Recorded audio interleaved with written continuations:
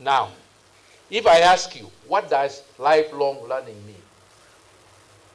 I haven't in Kenya seen a place where I would sit with some guys, my age, retired, and we say, let's go and listen to this lecture, let's go and do this. And we have this homework, what do you think? How did you think? And so on. Please, as universities, let's be creative. Education never ends. And the more people we are having retiring, let's not be fighting. Let's say you are not retired for life. You are not retired from life. You are retired from a particular institution, but you are still alive. You can still do a lot for this country. And let's keep on learning. And KU can drive that process. Lifelong education. I want to thank all of you. If I will show 3 slides 1 minute, and if you want them, then you can give me a call. Next. This one is very private, but I will share with you later on. If you are interested, it simply shows that you begin with what you have, natural resources, then you put knowledge, then you put processes and energy, you produce goods and services, and you produce byproducts at the end. And quite often we dump these byproducts into rivers and so forth when we shouldn't. What I should do, and I have given this quiz to some students in CBC, and madam, one student got it right. He said, why are you putting byproducts there? What is going to happen with the byproducts? Why not put a cycle and bring it back to natural resources? Wow. And this was a 12-year-old. Unaiweka hapo kwa nini? Si uipeleke iwe natural resource mara nyingine. Next. These are sectors that, in my view, the universities need to begin to focus on. Development areas. Chakula, energy, health, next. Maji, knowledge, domain. Na hii, micro, small, and medium enterprises. Please find a way. Let's find a way as universities. The micro, small, and medium enterprises are the greatest employer of people seeking jobs. Let's ask ourselves, how can we engage with MSMEs to create employment and to transform the economy of this country? Next. Mwisho. Asante sana. God bless all of you. Thank you very much. May I request us all to be upstanding so that we can give Professor a nice round of applause, appreciation for the wonderful lecture we've just had. And this is what happens when you give our musicians the microphone. We shall clap in rhythm. Let's warm up our hands first. Let's warm them up. I shall mouth a rhythm and you clap back. Let us try this. This is example. Ta, ta, ta, ta, ta. Ta, ta, ta, ta, ta. Ta, ta, ta, ta, ta, ta. Now we have practiced. Now let us clap for Professor. Are we ready? Ta, ta, ta, ta, ta. Louder. Ta, ta, ta, ta, ta. Ta, ta, ta, ta, ta. Ta, ta, ta, ta, ta, ta. Ta, ta, ta, ta, ta. Ta, ta, ta, ta, ta, ta. Thank you very much. Thank you very much.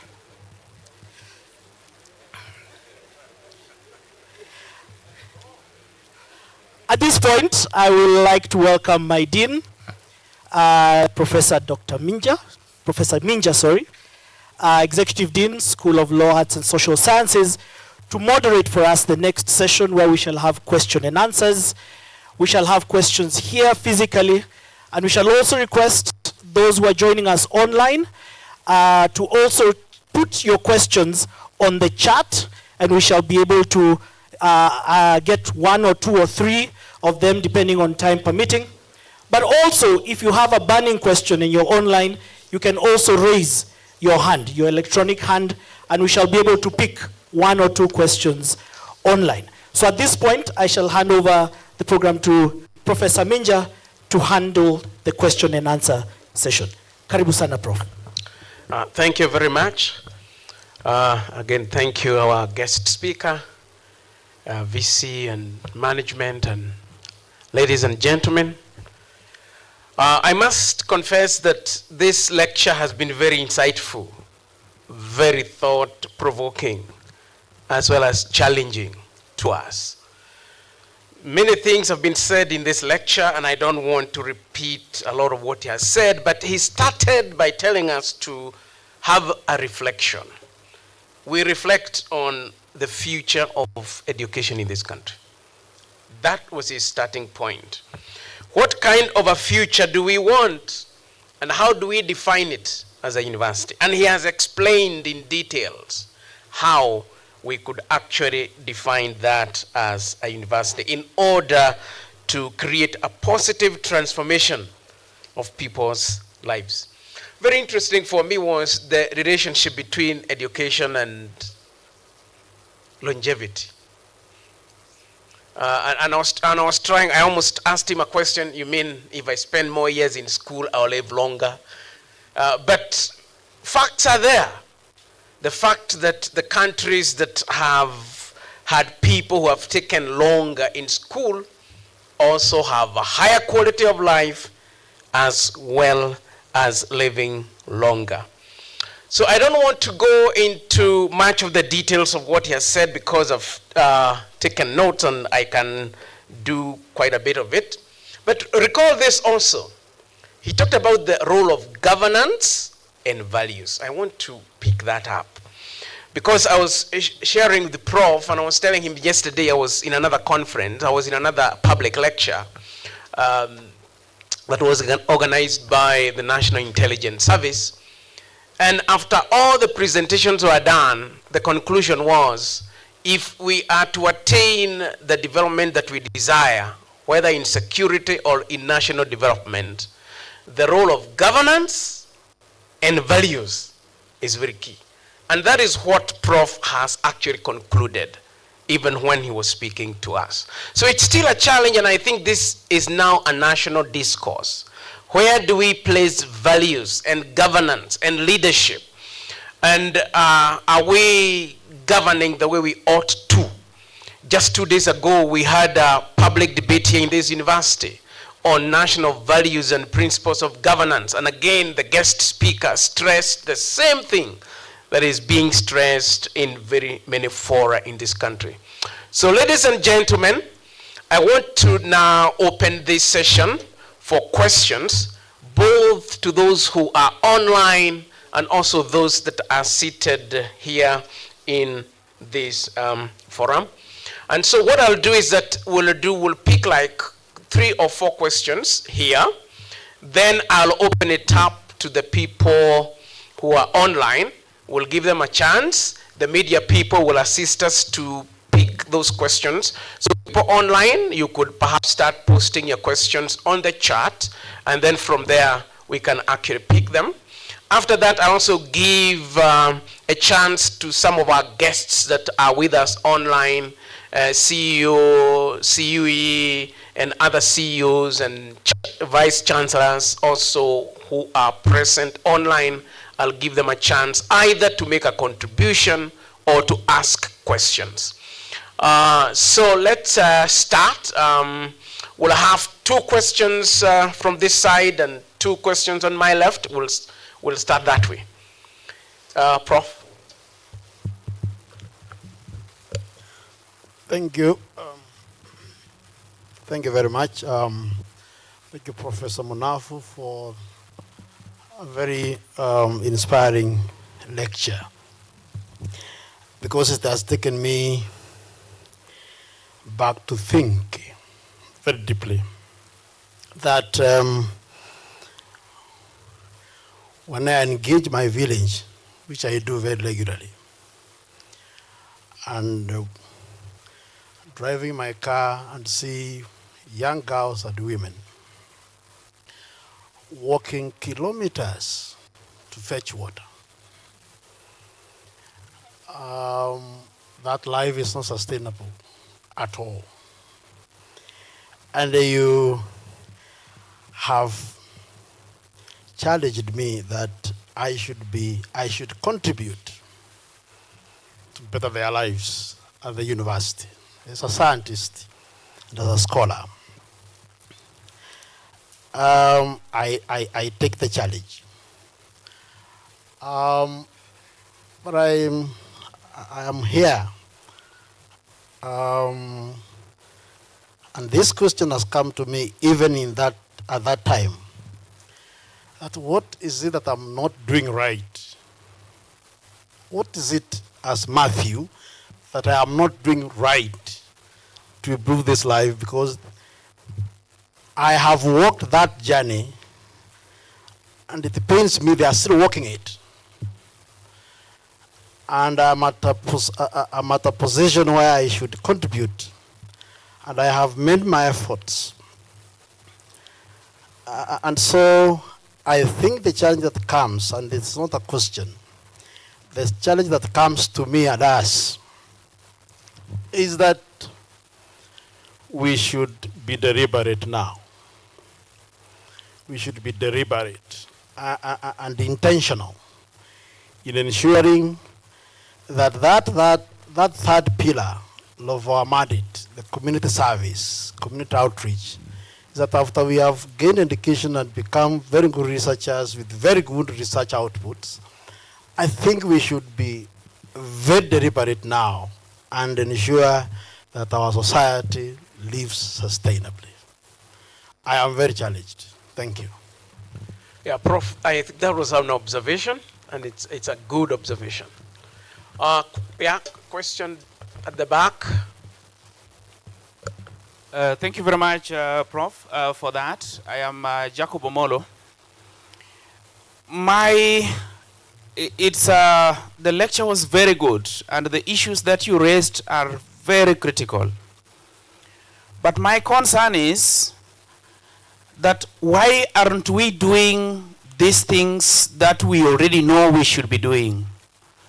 Which is this bug that needs to bite us as a community and even as a country, so that we can focus on doing and less of talking. Thank you. Okay, this side. So just, if it's a question, just go straight to the question. If it's a comment, just go straight to the comment. Thank you. Good afternoon, everyone. Thank you, Professor, for the wonderful presentation you have presented. I'd like to first thank the entire team that is here. For me, I'm an undergraduate currently pursuing environmental science, and I'd like to thank you guys for ensuring for our students we have everything that we need. I think Kenyatta University is the only university whereby for us as students we can do quite nice research. Now, my question on research, I'm currently developing a system for tracking biodiversity using artificial intelligence, but the big hindrance that I'm getting is where am I going to get like the resources? Where am I going to get somebody to assess my proposal? Where am I going to get somebody who can give me more information about artificial intelligence? And everyone who I need is actually in this room. So my question to you, Professor, is how can we get, or is there any platform for integration of research in that an undergraduate can collaborate with a professor in doing a research? Because we are talking about a future of higher education in Kenya, and I think collaboration was the main message for today. How or is there a platform whereby everybody, any kind of staff or any kind of student can collaborate or identify each other or like meet up so that they can finish up on a project or they can complete a project? Thank you. Very good question from that student. Prof, and one more before Thank Prof you. responds. Thank you so much for the lecture today. It was so insightful. My question for you, Professor, is you talked about integrating what the graduates what we are learning here in school with what we want to innovate and bring out to our nation. So is it possible for particularly Kenyatta University to have a model where we can implement what we are doing in class as part of assessment of our degrees? For example, I'm doing public policy and administration. I can have an idea in terms of something to do with the energy space, something to do with education, like what we are discussing today. Can I have a system or a model in class where if I'm taking a unit on educational policy, I can have practical execution of what I am studying? Good question. Okay, Prof, maybe you could respond to those first.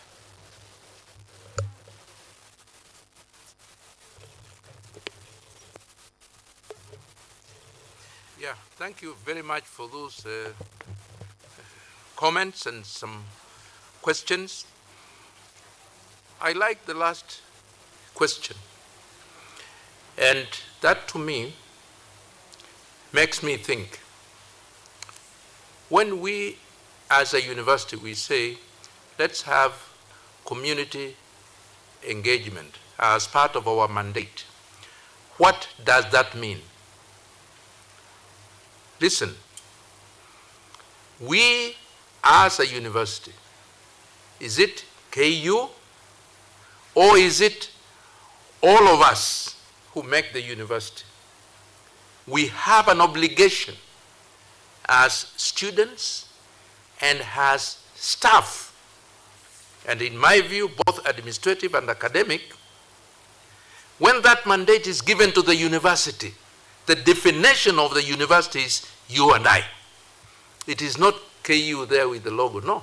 It is all of us.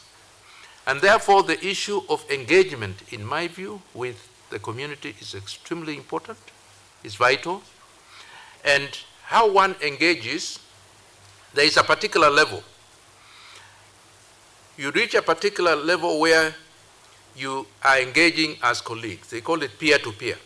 You're just about the same level, so you give advice, you play around and so on, you play games. Then you go to another level. And this is communally also in our culture. You are now expected to mentor. You are supposed to give advice. You are supposed to show direction. The community, individuals who are below you in ranking, need to feel that there is this person, there is this individual that can assist me with this thing. Nothing to do with money, but life, ideas. I think as a country, this is something we need to reflect on. That when you are in a university, you teach, but you are supposed to provide support to the community. You are supposed to mentor young people. And in my view, this mentoring needs to be also inculcated within our ongoing, transformation, gadgets, computers, and so forth. The lady is raising a very important question. That how many of us in the university do you receive mail from students asking you issues or ideas that you can react? And how many of us, when you receive, do you react? Madam, I think as we move forward as a country, let's now begin to transform ourselves, and if we can begin to engage, not only in my time we used to be required at University of Nairobi that on your door, where they put, if you are an office, you have put your name there, Dr. So-and-so, consultation period, 4 hours a week, you indicate the hours and so forth. And I think what we are now saying is it is no longer like that. It should be continuous engagement. It should be continuous learning, continuous mentoring, continuous teaching, and continuous lecturing. That to me is extremely important. How do you engage with the community? There are different ways. As at a very senior level, it is just engaging with the groups within your community. it is sharing ideas, it is participating in groups. It's not like when you have groups that are harvesting coffee and you say, me, I'm not part of that Mbilini Farmers Cooperative Society. That's mine, where I come from, my village. And now you have reminded me, I think I need to pass by and find out how they are doing because I don't do that. So we need to be able to do that. I think young people in our universities need also to begin to engage with the youth at primary, early childhood, and so forth. I remember some universities in the US. You cannot graduate unless you have spent at least 3 months within the community. If it's a farming community, if it's a family that is grazing gazelles, you spend at least 3 months there and try to live like them, understand them, and you are graded. Here, do we do that? These are things that we need to begin to reflect on, and we need to be bold as we move forward. So the issue of do we know what to do? I think that requires stakeholder engagement. Our senates could perhaps reflect on that and ask ourselves, what do we, when we say community engagement, what do we mean? How can we do it? How is it measured? And so forth. And it's not just a question of, I'm a board member of this primary school or whatever. No, it's deeper than that. How do you impact on the lives of the people? Not only where you come from, but also in other regions, in other communities. And I agree with you that maybe we are talking too much. We should now begin to do. So if we can form some group, the VCs or even at the university level, and you just ask ourselves in the Senate, and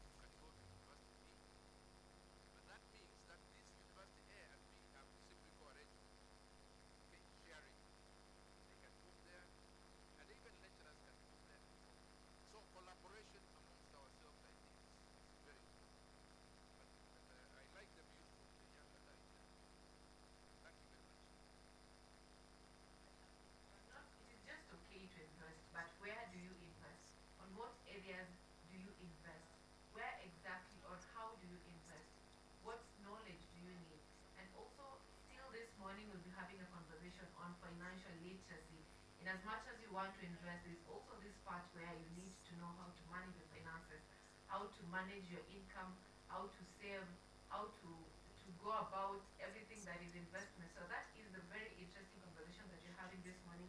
And we will be joined by Valentine Tenge, who will be talking to us about prudent investment. And Valentine Tenge is from Capital A Bank, and she is the head of corporate advisory, sustainable and sustainable finance at Capital A Investment. And also this morning we'll be joined by Mary Maina, who is a financial coach at Liberty Assurance So that is among the things that we'll be talking about this morning. This morning also we'll be talking about what is happening in our newspapers. We'll be having newspaper review this morning also. So that is just among the things that you're going to be having this morning. And before we get into those many conversations, this is a day that the fuel prices are reduced in the country. So should we expect more businesses in the country? You know, normally you're always having prices hiked, and rarely do we have prices reduced. In as much as it is a reduction by 1 shilling or 2 shillings or so, but it's still a reduction. Are we going to see a reflection of this in our economy? Because everything revolves around petroleum products, kerosene products, and diesel products because of transport and moving goods here and there, going to work here and there. So everything revolves around those prices. So are we going to see a change in our economy, or is it just another change that we are not going to feel it in our pockets? Or is it, had we expect more decrease in terms of prices, or that is just enough? So that is also something that we'll be asking our panelists on newspaper review, on what should we expect as a nation. And also, another thing that is happening in the country is about the freedom of speech. Is it true that as a country, we are democratic enough to have freedom of speech?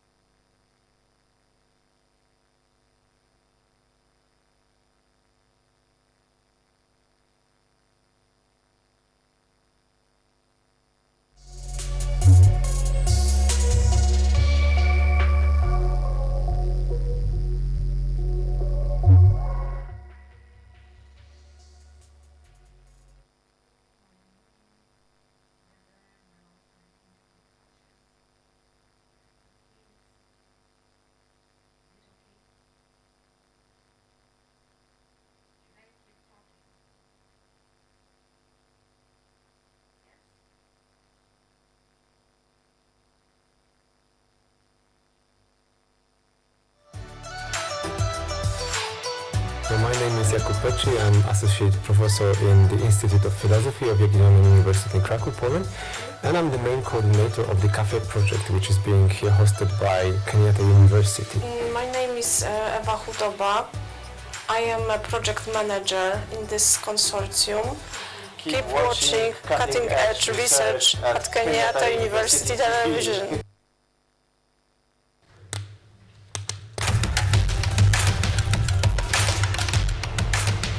Access to knowledge, solution to unanswered questions.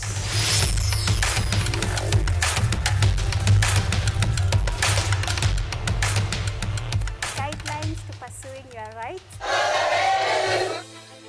and repossessing your property, intellectual or material. This and more, only on Law Matters.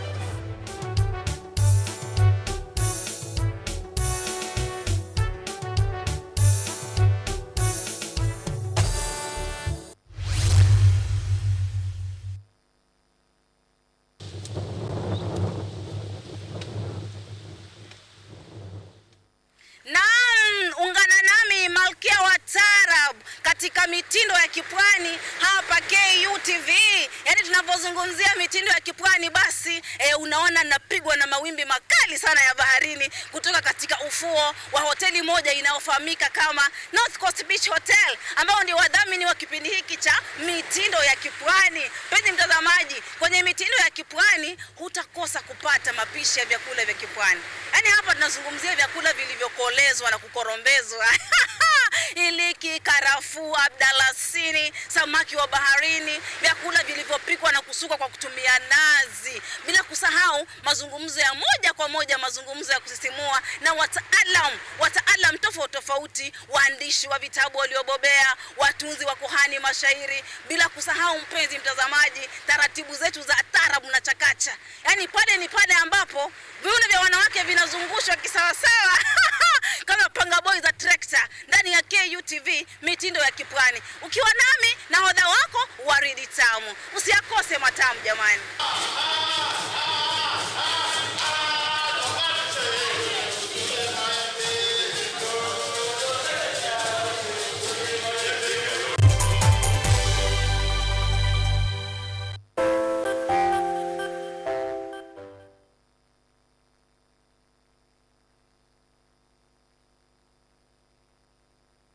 Is it right that we have a freedom of speech, or that is just a myth?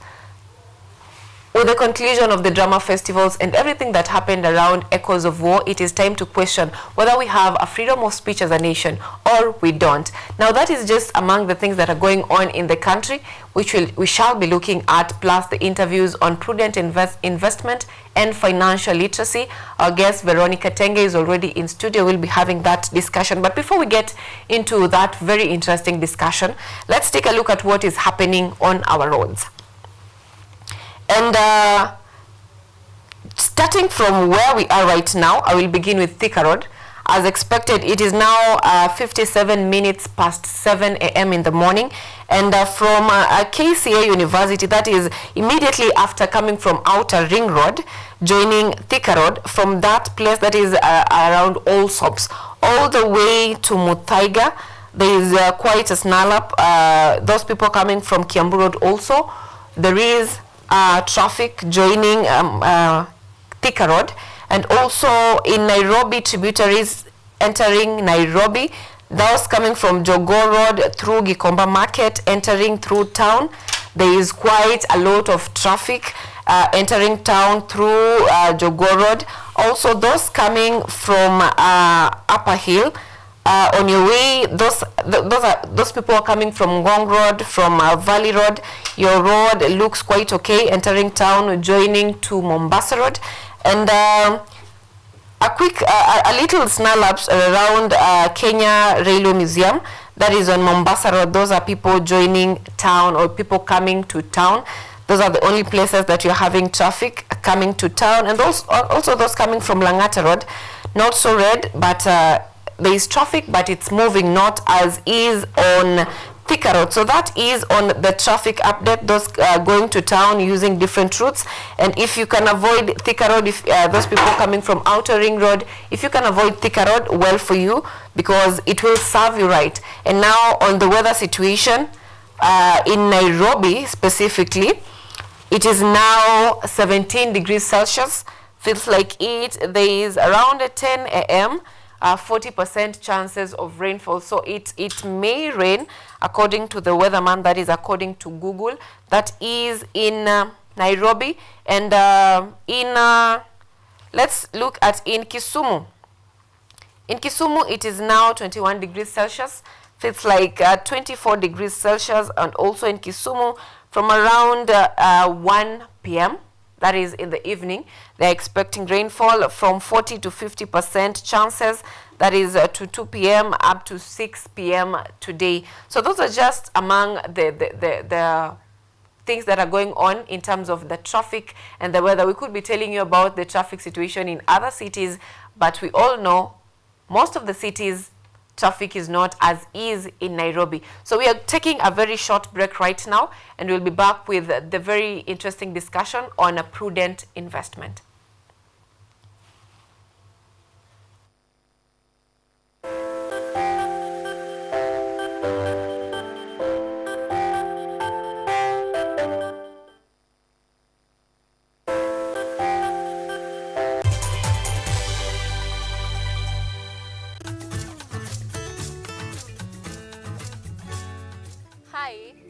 My name is Stella Tioi. Jina langu naitwa Okemwa Mokwa James. This is Mandela Gaya. Ugonjwa ulipokuja ulichukua siku 3 ukaniweka in coma. 20 wamezikwa, 2 ndio wako hai. I don't even know how it feels to see. I feel like I cannot express myself well the way somebody who can walk can actually express themselves. Ilichukua muda mwingi mrefu tena mpana ili kuikubali kwamba mimi siwezi tembea tena. I've come to actually accept myself. Ukijaribu kumsimamisha mtu umwambie tafadhali nionyeshe njia, They find it quite strange talking to you.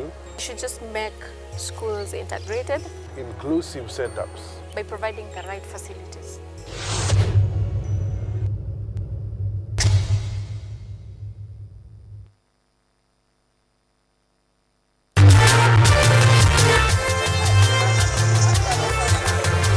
Ni nguzo na uso wa jamii. Kupanda shuka, akawa tuzo. Ukakamavu wake, ukatii na kumfanya mwenye bidii. Kwa machozi na makeke, akabaini jinsi ya kuwini. Huyu ni mwanamke ngangari, kwa jinsi alivyo ng'ari. Mimi ni mwanamke mwake. Usikose kutazama kipindi cha mwanamke mwake, nami Caroline Kimweli.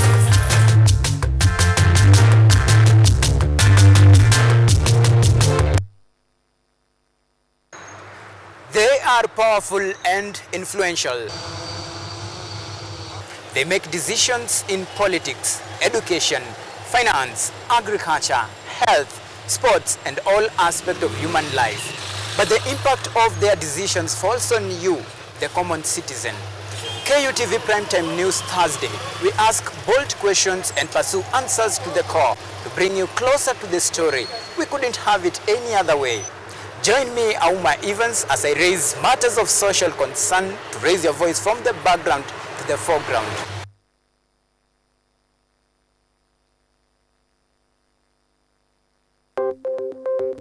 Maelfu na maelfu ya wahamiaji wakiwa na watoto kutoka nchi za Amerika ya Kati wanaendelea kuwasili kwenye mpaka kati ya Marekani na Mexico. But folks, I'm going. Thank you very, very much. I appreciate it. Thank you. Ni habari kutoka pembe zote duniani. Pepopa si vuguvugu, pepopa ni idea. Tazidi ananyonya, hanyonyi vizuri, anakuwa hayuko comfortable. Jeshi la Jamhuri ya Kidemokrasia ya Kongo linapambana na waasi wa ADF. Kwa sasa wanatoa wito kwa mashirika, makampuni na vile vituo vya uchukuzi. Mambo mengi yatakwenda kama yalivyopangwa. Hapa ni kuna mmoja wa viongozi wa chama cha wavuvi katika eneo hili. Zaidi tunajaribu kuwapa chanjo ili ina boost ama inanyanyua kinga ya mwili, hiyo inaenda kupelekea kupambana na virusi. Ni duniani leo, Jumatatu mpaka Ijumaa, moja kwa moja kutoka VOA Swahili, Washington DC.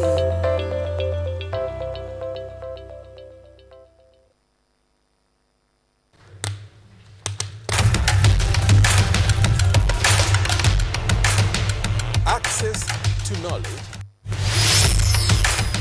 solution to unanswered questions.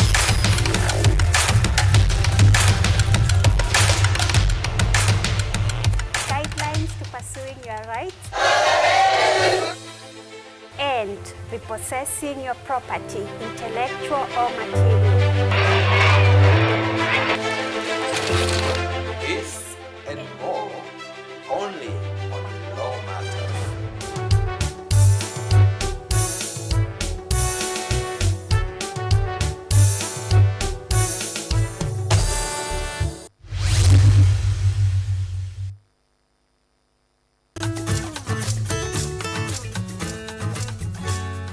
Hi, my name is Stella Tioi. Jina langu naitwa Okemwa Mokwa James. This is Mandela Gaya. Ugonjwa ulipokuja ulichukua siku 3 ukaniweka in coma. 20 wamezikwa, 2 ndio wako hai.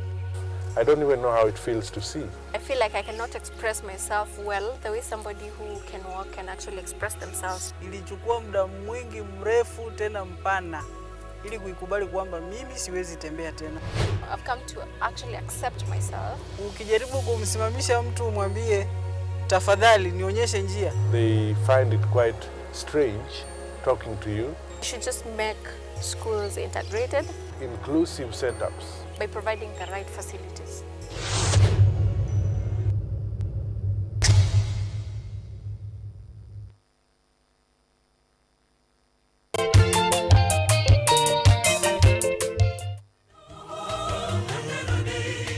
Shaka mtazamaji popote ulipo unapokuwa ukitazama Safina Show inang'oa nanga sasa hivi. Ungana nami Albanas Mwanya, nahodha wa Safina Show, nikutoe ng'ambo ya pili hadi ufuoni. Safina Show, sauti ya matumaini.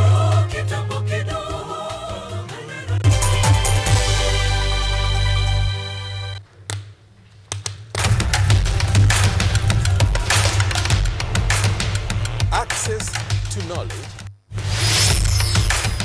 solution to unanswered questions.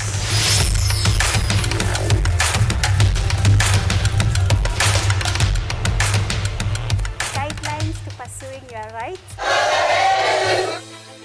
and repossessing your property, intellectual or material. This and more, only on Law Matters.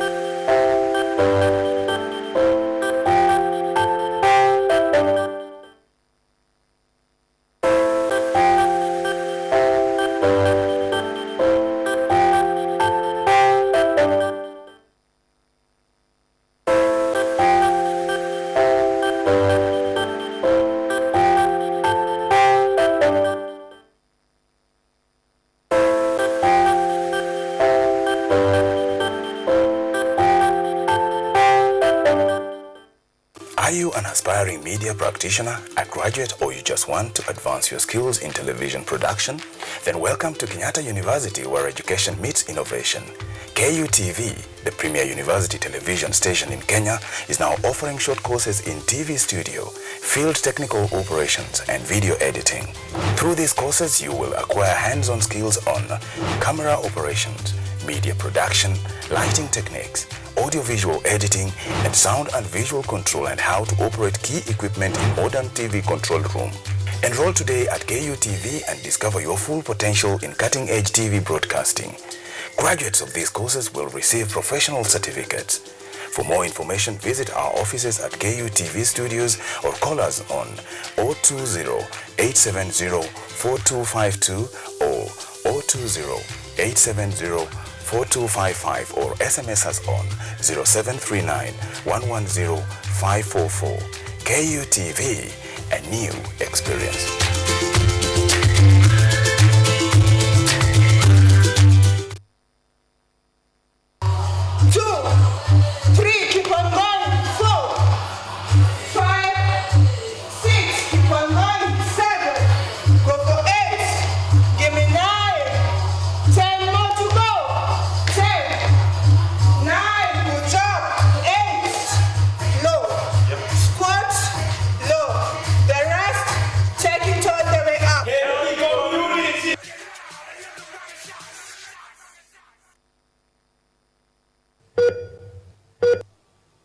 Are you healthy, or rather, do you maintain a healthy lifestyle? According to WHO, health is regarded as a state of complete physical, mental, and social well-being, and not merely the absence of disease. Welcome to Focus on Health, a show on all matters health, wellness, and lifestyle.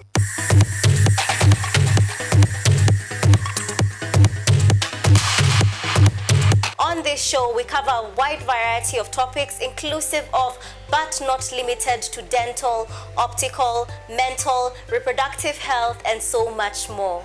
Join me, Joy Bofenda, every Thursday at 7:30 p.m. on KUTV for compelling insights and discussions on all matters health. See you then. Focus on Health, your weekly dose of health and wealth information on KUTV.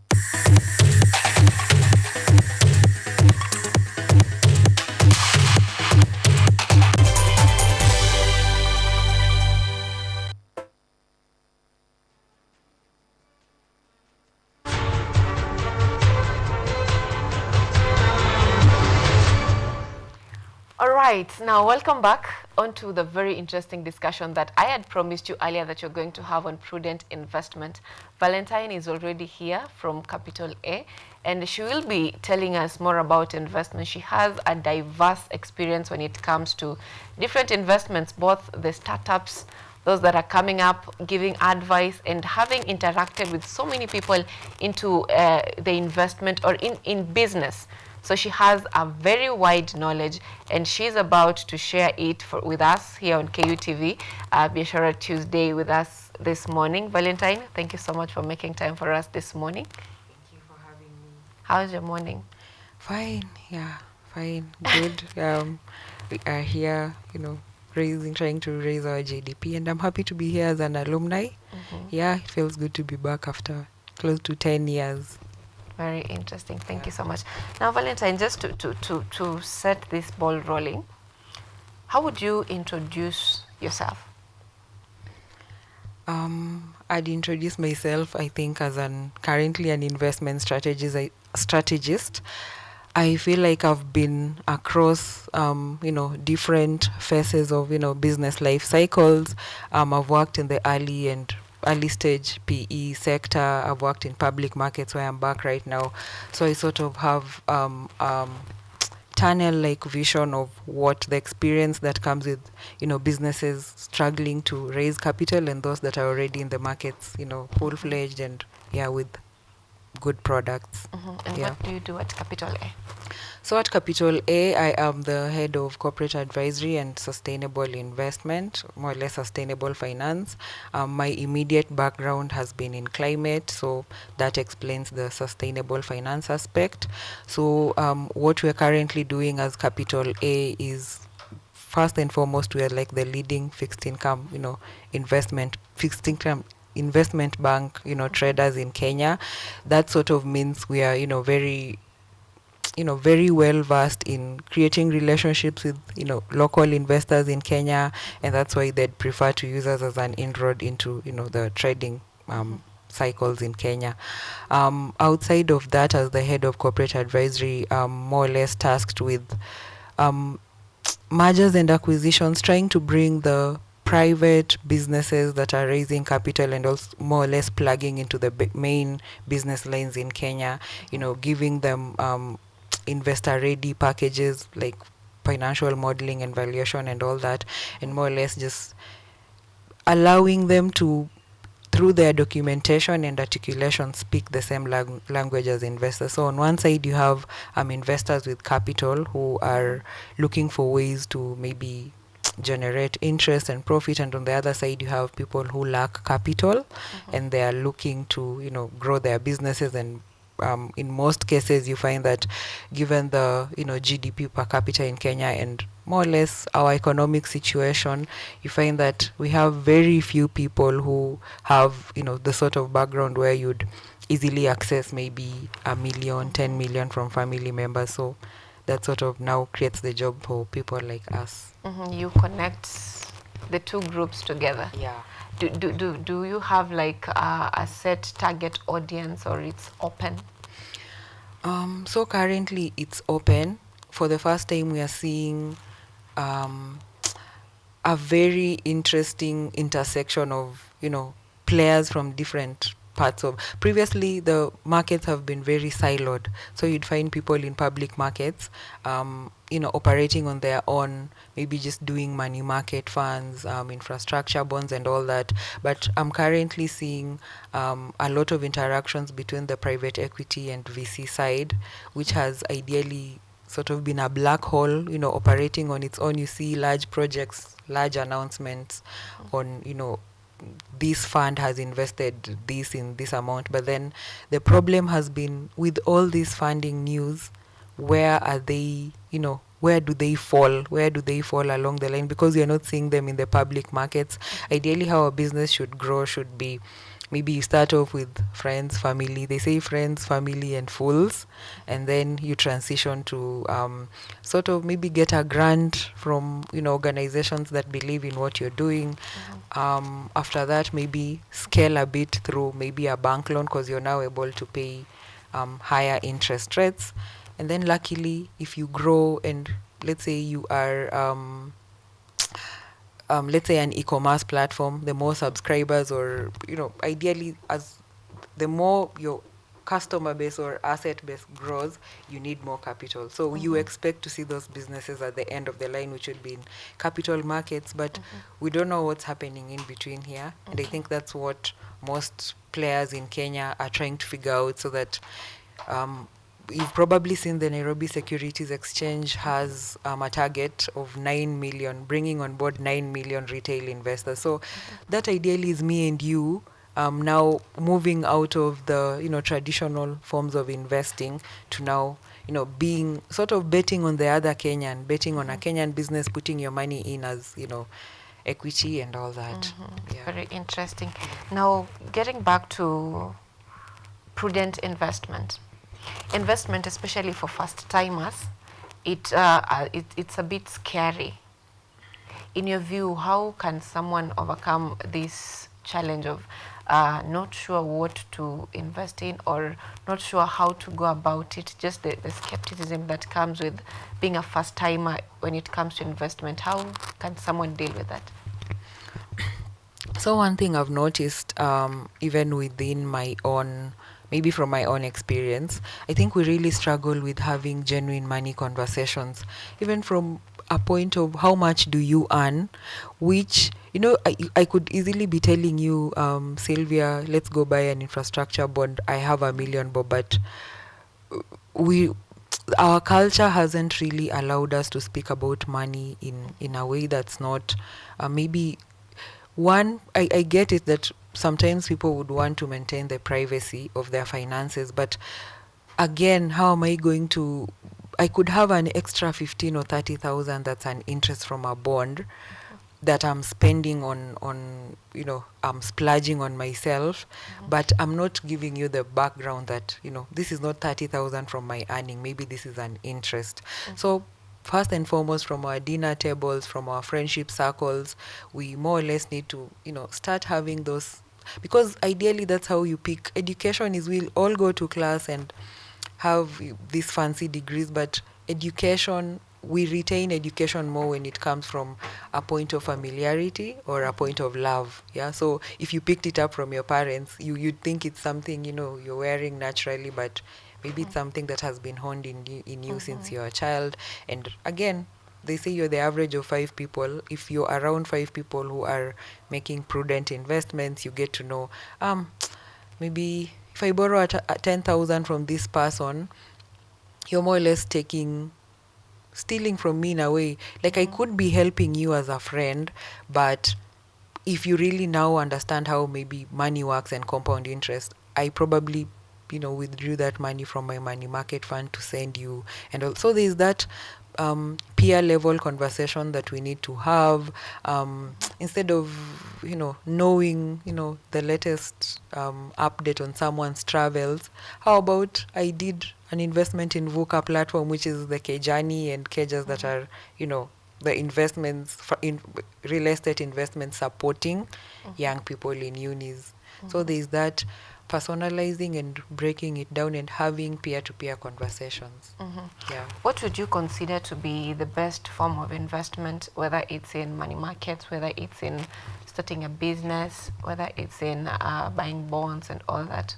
What would you consider to be the best investments, especially both for those who are beginning and for those who are veterans in terms of business? They've already established their businesses and now they're looking for ways to diversify their investment. So from my experience, money is very personal, and I know that, even as the Kenyans, the young Kenyan population, we're really, there's this there's this rise in awareness, and we now know about money market funds and all that. But money is a very personal issue and a very personal story.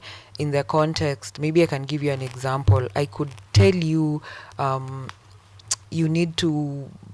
So ideally, let's look at life. You've graduated from uni. You've started out.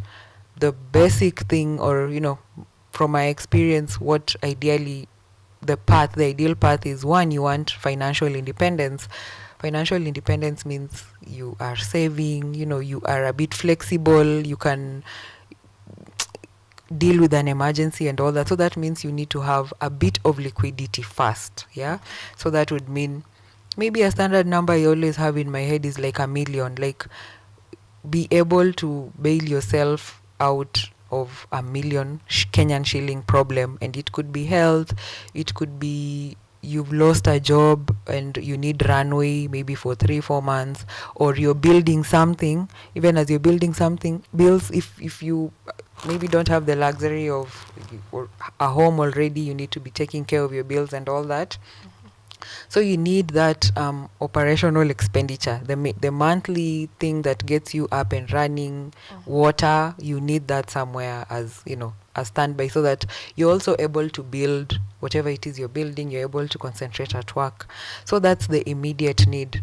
The short-term needs would be, maybe you want to buy a car, do a down payment for a house. What else? Maybe save for your child's education, support maybe parents or something. So that comes in the middle bucket.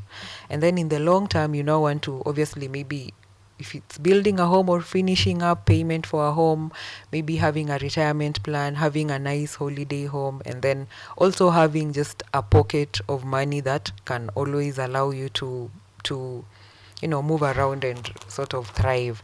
But then again, where do you put this money? So you have all these short-term buckets, and there are also instruments that ideally a financial advisor or an investment professional is always better placed, because they have sort of like a bird's eye view of your situation. So let's say we see a lot of people who maybe will get an inheritance from parents.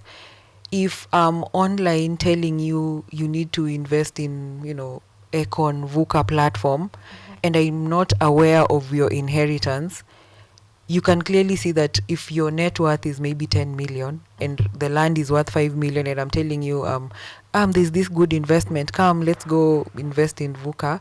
I don't have so you're concentrated in terms of your assets. So there's that aspect of personalization where you need someone who, one, understands, because I have myself also tried to directly invest, in stocks and all that. But if you're able, to some extent, I'd advise you get an advisor who knows the different pockets of money, around Kenya, transaction costs, the back and forth and all that. Yeah. So it's supposed to be a personal thing, not a generalization that you see maybe stocks worked for someone else, maybe business worked for someone else, you want to venture in that. No. I'll even give you another example of, let's say I'm a 30-year-old and I have 10 million, and a 70-year-old with 10 million. If you told me just generally, the Kenyan IFB bonds are making 17-21%, and I just take it as blanket advice, like, I have 10 million. It's sort of, how would I put it? Maybe underinvested, because you can see from 30 to 70, if you do have a good financial advisor who understands the stock markets, has a long-term perspective, you'll be able to probably grow that 10 million in, over 40 years, compared to, just doing a plain bond investment because someone on social media said, I have this corporate bond.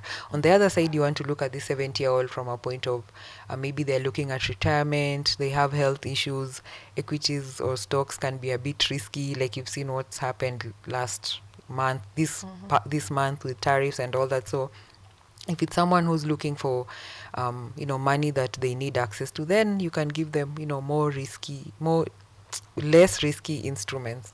So there is that perspective where I'm happy that, you know, the movement in Kenya is really growing. We have money market funds, which shows that people have money, but it also shows that people don't know where to put money. Yeah. Okay, very interesting. Now, let's get a little bit into sustainable investment. Yeah. It is something that you deal with at Capital A.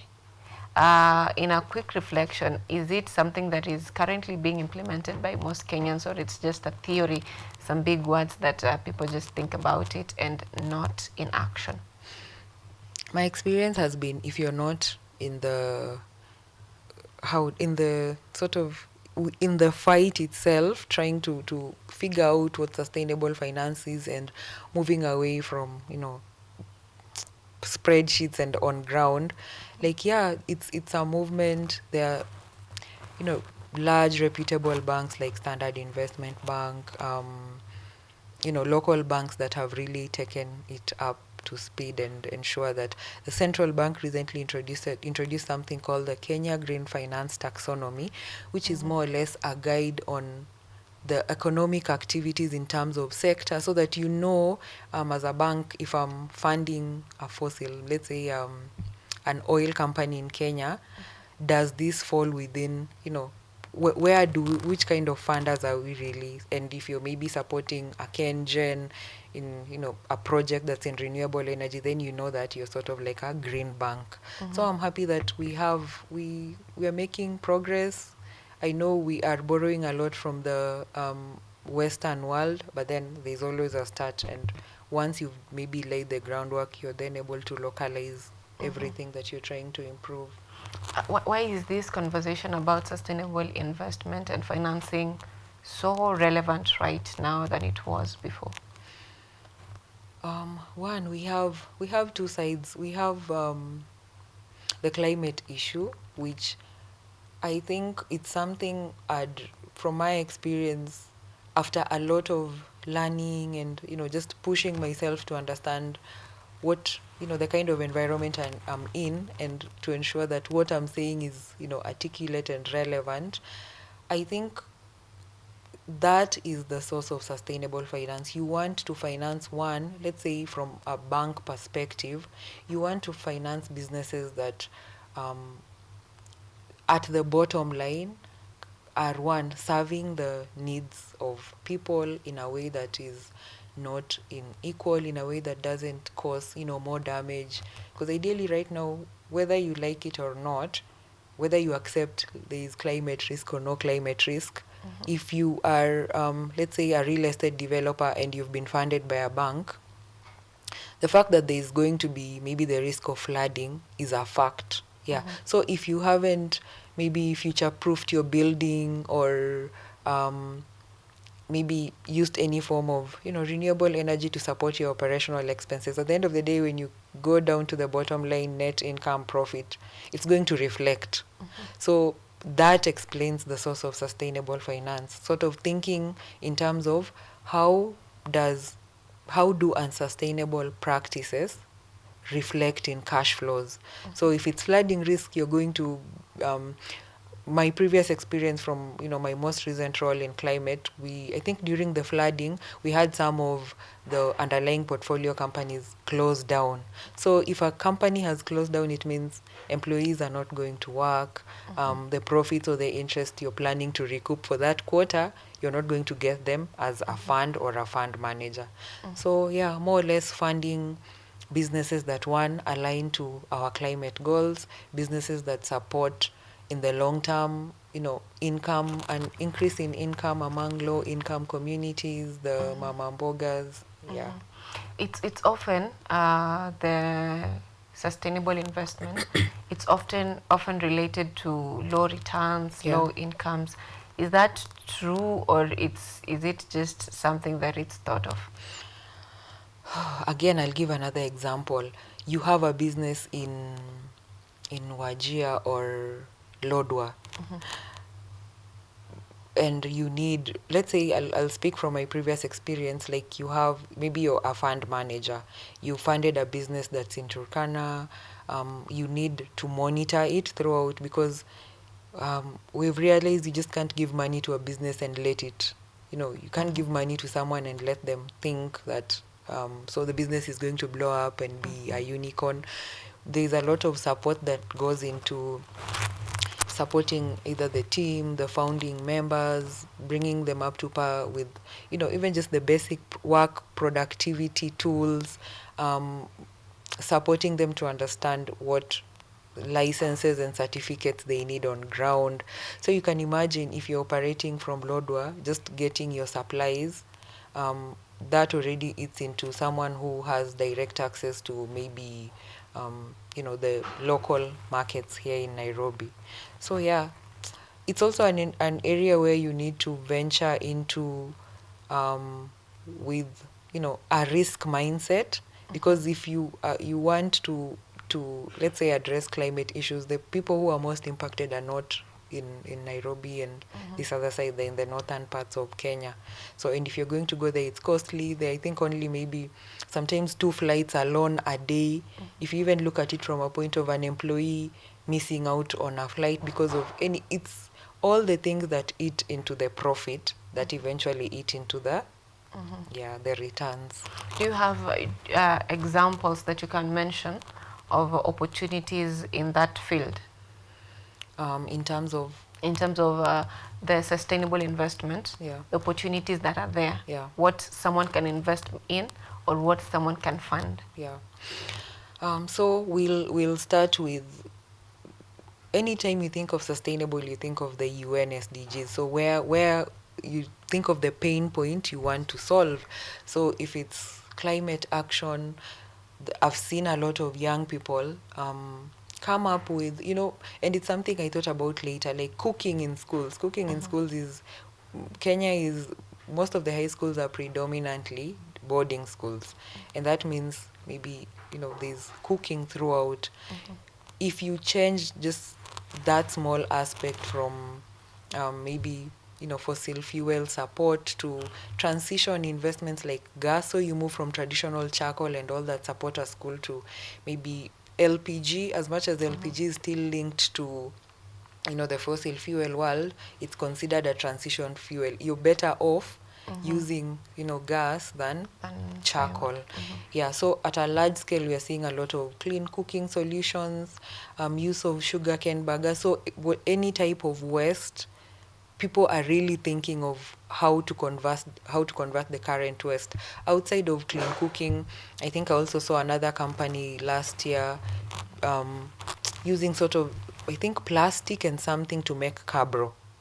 So we have a lot of local players who are rethinking. I saw another one in Uganda. It's like a tile, a plastic recycling of bottles, but then in the middle there's a panel. So you have these tiles that are, I'm still not sure how it works during extreme heat, but then that still shows you that people are still looking at what we have, like looking at the pile of dirt and deciding or thinking beyond their classroom lessons on how they can improve. Thinking beyond the classroom lesson. That is important. Right now, everyone is thinking of investment, and very few people are thinking in that line, where they're solving problems related to climate. And most of them are not aware that most investors are really looking in that field of investment. Now, when it comes to this other side that is not of sustainable investment, when it comes to normal businesses, where do you think is currently good opportunities, or where there is good opportunities, especially for those youths who are coming up, where they probably don't have millions. Maybe someone has 10,000 and wants to invest in something. Where do you think it's the best options for people who are coming up? I think still at how, I don't know how I'd put it, but it's also, don't just start a business. I'm also seeing this problem where people are also over-obsessed with starting something, as opposed to, sometimes also starting out working is, you get to have, like, it's called, I think, a frog view of, there's that person at the top who's making decisions, but when you've done, the sort of climb, you become, in my experience, I think you become a better leader. You're able to, you can relate. This person is an intern, an analyst. I know what it feels like on the first day. I know what they need. And you see, if you have that sort of very granular detail on how to build a business, how to work for someone, because you're then also going to be a better employer. Yeah, so there's, my advice at first is, we are all not so lucky to have, maybe 5 million or 10 million to, launch a business. I learned the hard way that, any form of income in any month, like don't go a month without a source of income, because whatever it is you're getting, you can still invest it. And that's how you start. You start with 10, slowly building up what could be, your money market fund, as you are, sort of graduating through the scale. Because sometimes it can also be over ambitious to, tell someone, you can build a business with 10,000. It can, but then there's also like the natural path of, life, learning. And I know you say that outside of, there's no sustainable and unsustainable. I think that's what we are trying to pull everyone and to pull everyone into that conversation and make, because any sustainable doesn't just go into, climate stuff. It's, are you also paying maybe people well to retain them, below the minimum wage? I think the minimum wage in Kenya is 15,000. So, Not 15. I don't know. Yeah. Yeah. So if I think that's the stipulated for the most of the companies I've seen. So don't pay someone less than 15,200 and expect. It is 15,200. Yeah. So there is that where you just start slowly, learn a lot. In the green side now, there's a lot of support. There are a lot of grants. There's Kenya Climate Innovation Center always taking up applications, and sometimes it feels like, again, a classroom setting, but you're now in a setting with players who are the providers of money and looking at the young generation and thinking, because sometimes I know at that age, sometimes you have ideas, and because you've not gotten the support or someone to bet on you, it's very easy to sway. But at most, I'd say have an income, stay steady, because you're also not going to build a business without income. That's a major struggle we are seeing among Kenyan founders. You're not going to build a good product if you don't know where your rent is coming from. So you need at least that bare minimum for you to be okay, for you to be a functional leader, a present person. For you to be comfortable. Yeah. Very interesting. Now, often people say that there's this culture of save. And there's also another side where those people who have made it in terms of business, those people, we consider them comfortable in life or well off. They tell you that savings will not get you to where you want. In your opinion, do you think saving is a good way of investing, or someone should just have that money flowing? That goes to something I think is a trade-off. Let's say you are, at least the current what's currently happening now. So let's say you want to be a content creator. You need maybe tools. You need the tools to sort of enhance your content, make you people can see you, people can hear you. There are some form of investments I think you can make in your life that will facilitate you to wherever it is you're going, over and above like chronic saving. So I think what you mean is chronic saving. So chronic saving is, you're not really improving your current, you have $1 million, maybe 5 million, but maybe just a little bit advancing of your education would push you to the next level. I know the environment mostly in Africa or Kenya has been, when for most people who education hasn't worked for, there's some people who still don't believe in, the power of education. But then I'm a full believer of, whenever you're able to improve yourself in a way, in an unmaterialistic way, that's how I think I've managed to, through and through, actually survive our industry. So try to know what's coming up, what's new, because the education I had 10 years ago at KU is still not the same. I'm sure what I was learning in class, maybe we were even using different, old dated models like starter. Now there's R, there's AI. So if you're not up to speed, you don't have value as a person. People want over and above. So the world is balanced between labor and capital. If you come from a rich family, you're going to have that capital and hire people. If you don't come from a rich family, you're going to offer your labor to gain capital and grow it, either as a family or as a generation, for you to now be the generation of employers. So there's that balance where the tools that work for you.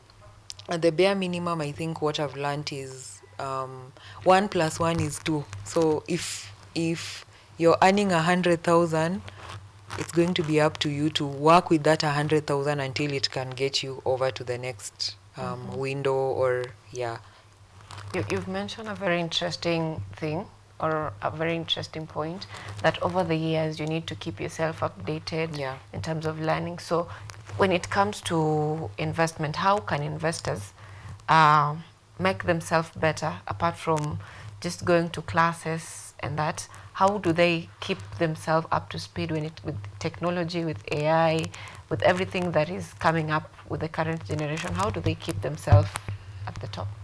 Yeah, so again, it comes back to what I said. You can't have, a good, heavy 10 million Kenyan shilling money market fund, and you have the ability to just maybe take on new. We have Microsoft, we have Amazon offering a lot of, non-degree like certifications that will help you, understand how to, be more productive. There are so many tools now that I think a lot of the businesses actually in Kenya are, tech. People have provided a sort of very creative tech combinations, and that's what they are selling to people, and then they'll just sit back and sell you, because people, at the end of the day, we sell convenience to people. So it's very important to, invest in understanding the tools, have the tools themselves. You're not going to maybe apply AI with an outdated laptop, you get it. So there's that way, getting the physical tools to help you there, and then the soft tools, which is the knowledge, improving on who you are as a person, because over and above everything, I think I've noticed the money industry is also a relationship industry. So if you're struggling in any area in life, it means your friends are not coming through for you, your family is not coming through for you, your circles, maybe not because they are unable to, but because all of you are not pulling the weight, or Now, as we bring this as we bring this home, what habits separate good investors and those who are not good investors?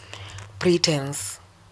Like, don't invest in something you don't understand. Like, don't invest in something you don't understand. Don't pretend to understand a product, and you're out here marketing, trying to sound intelligent, but you don't really know what pulls the strings behind it. So just learn to be authentic, or even just have that mentality where I don't know, how does a money market fund? I keep on telling people it's good to have a money market fund, but you're missing out on a money market fund. Is like having the buffet, you're eating, but then you don't really know what went behind the scenes, which is good. And there's this joke where they say women are better investors because a money market fund ideally is, you've combined maybe ABSA, SAFCOM, and a bit of, in whichever combination of short-term investments you want, you've sort of combined them. So I'd advise people to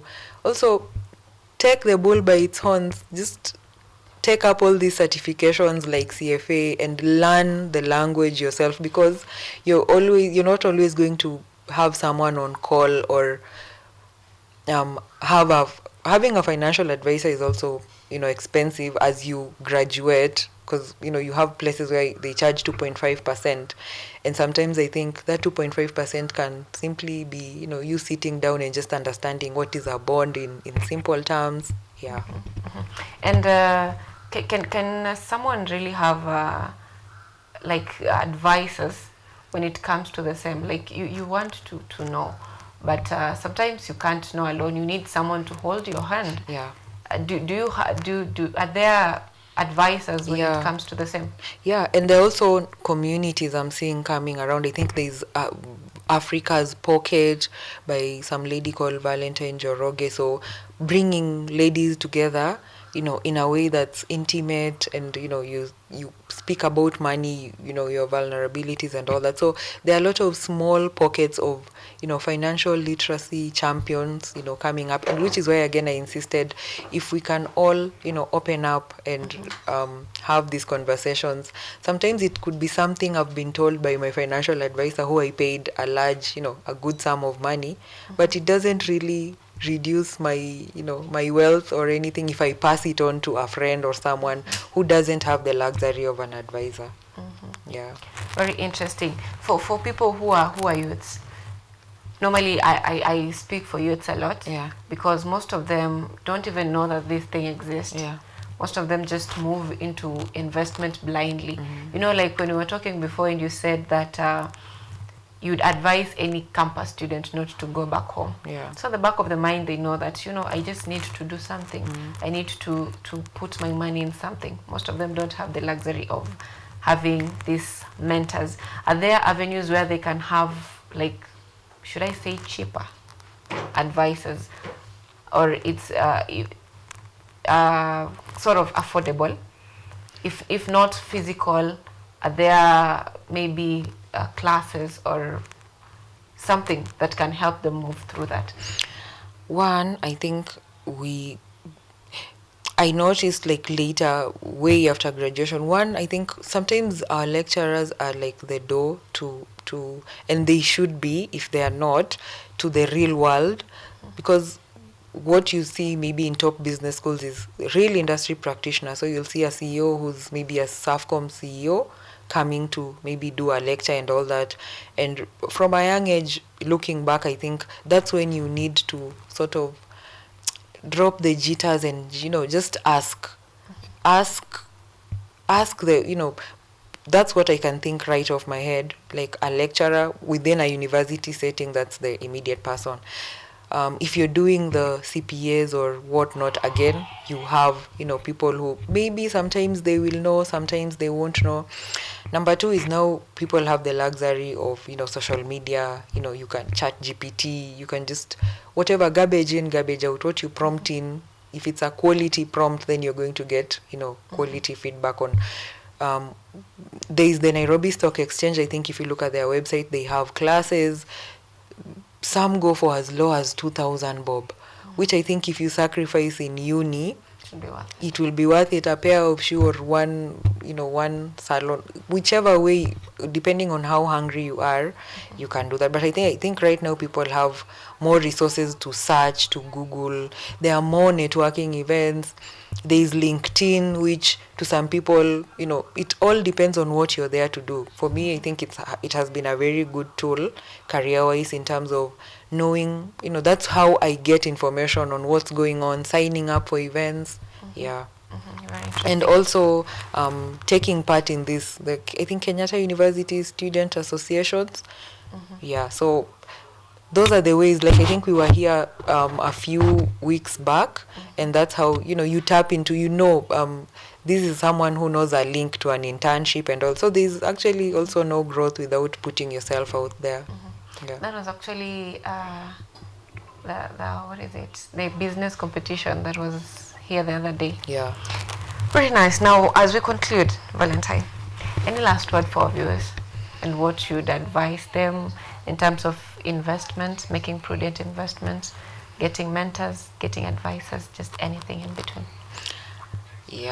I think investment has for a very long time been like a poster child for specific group of people, but we now have a lot of resources that I believe are going to bring the low income generations now into the capital markets, whether it's in terms of education or in terms of awareness. So we expect to see people we've already started with, you know, a large rise in money market funds, which is a good step.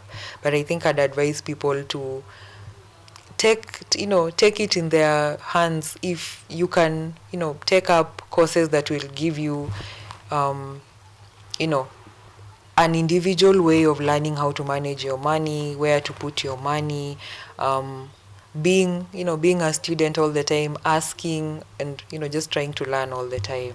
Yeah, so it's a good environment right now. The generation of people coming are going to have more resources and more exposure compared to what we had.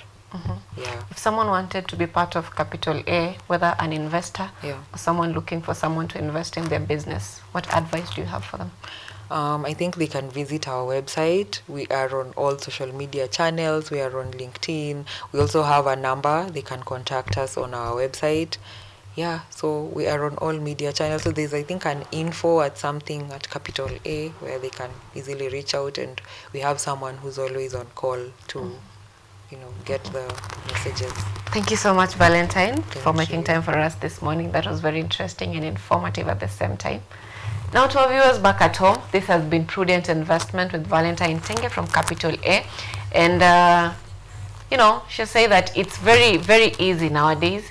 You can always get everything from the comfort of your home. That is using your phone, your laptop, any gadget that you have, whether it's getting investors, whether it's getting to have the knowledge on how to invest, or getting mentors, or getting to platforms that connect you to investors. So this is Biashara Tuesday Prudent Investment.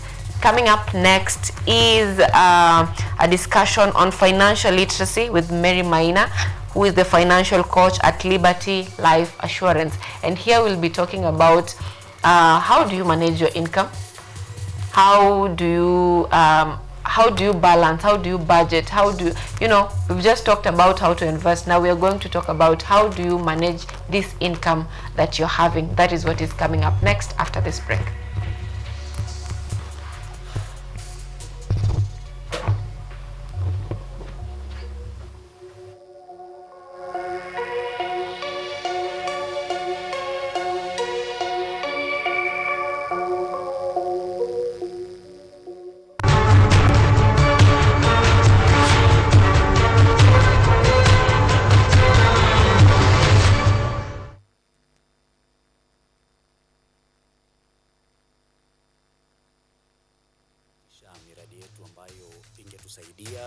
Kubadilisha maisha ya wazazi wetu. Kwa vijana wenzangu wengi hawana kazi, lakini ikiwa sisi wenyewe tutajiamini, tunaweza kujiajiri wenyewe. Afrika kwa kweli tuna mahitaji ambayo ukiyasuluhisha unaweza kuathiri watu kwenye bara hili. Bila woga,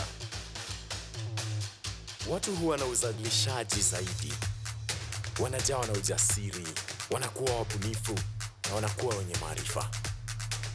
Niliamua kuacha kazi. Hata kama sitafanikiwa, nitakuwa nimejaribu, nitakuwa najua haiwezekani.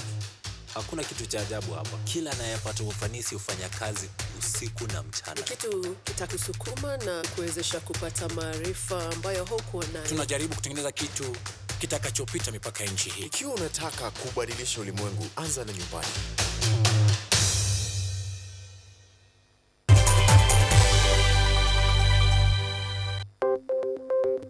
Maelfu na maelfu ya wahamiaji wakiwa na watoto kutoka nchi za Amerika ya Kati wanaendelea kuwasili kwenye mpaka kati ya Marekani na Mexico. But folks, I'm going. Thank you very, very much. I appreciate it. Thank you. Ni habari kutoka pembe zote duniani. Pepo pasi vuguvugu, pepo pani idea. Sazidi ananyonya, hanyonyi vizuri, anakuwa hayuko comfortable. Jeshi la Jamhuri ya Kidemokrasia ya Kongo linapambana na waasi wa ADF. Kwa sasa wanatoa wito kwa mashirika, makampuni na vile vituo vya uchukuzi. Mambo mengi yatakwenda kama yalivyopangwa. Hapa ni kuna mmoja wa viongozi wa chama cha wavuvi katika eneo hili. Zaidi tunajaribu kuwapa chanjo ili ina boost ama inanyanyua kinga ya mwili, hiyo inaenda kupelekea kupambana na virusi. Ni Duniani Leo, Jumatatu mpaka Ijumaa, moja kwa moja kutoka VOA Swahili, Washington DC.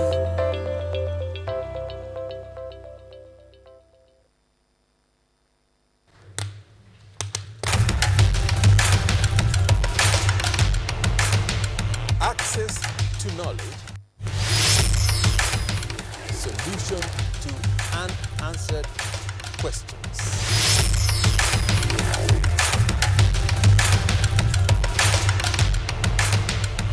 Guidelines to pursuing your rights and repossessing your property, intellectual or material. This and more only on Law Matters.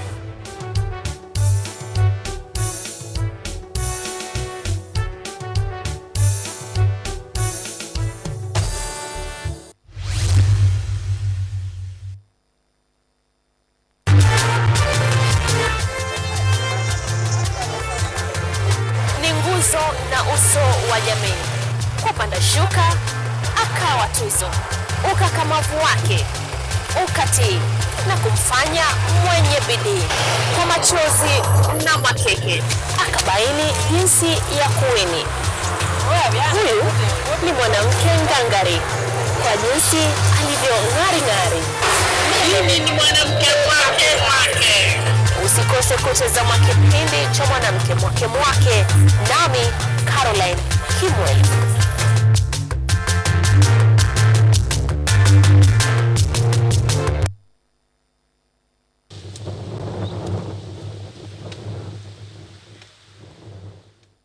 Naam, ungana nami Malkia wa Taarab katika mitindo ya kipwani hapa KUTV.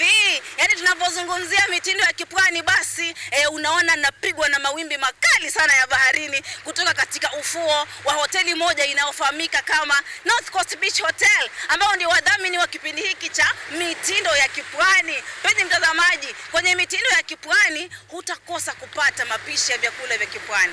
Yaani hapa tunazungumzia vyakula vilivyokolezwa na kukorombezwa. Iliki, karafuu, abdalasini, samaki wa baharini, vyakula vilivyopikwa na kusukwa kwa kutumia nazi. Bila kusahau mazungumzo ya moja kwa moja, mazungumzo ya kusisimua na wataalam tofauti, waandishi wa vitabu waliobobea, watunzi wa kuhani mashairi. Bila kusahau mpenzi mtazamaji, taratibu zetu za taarab na chakacha. Yaani pale ni pale ambapo viuno vya wanawake vinazungushwa kisawasawa kama panga boy za trekta ndani ya KUTV mitindo ya kipwani. Ukiwa nami na hodha wako Waridi Tamu. Usiyakose matamu jamani.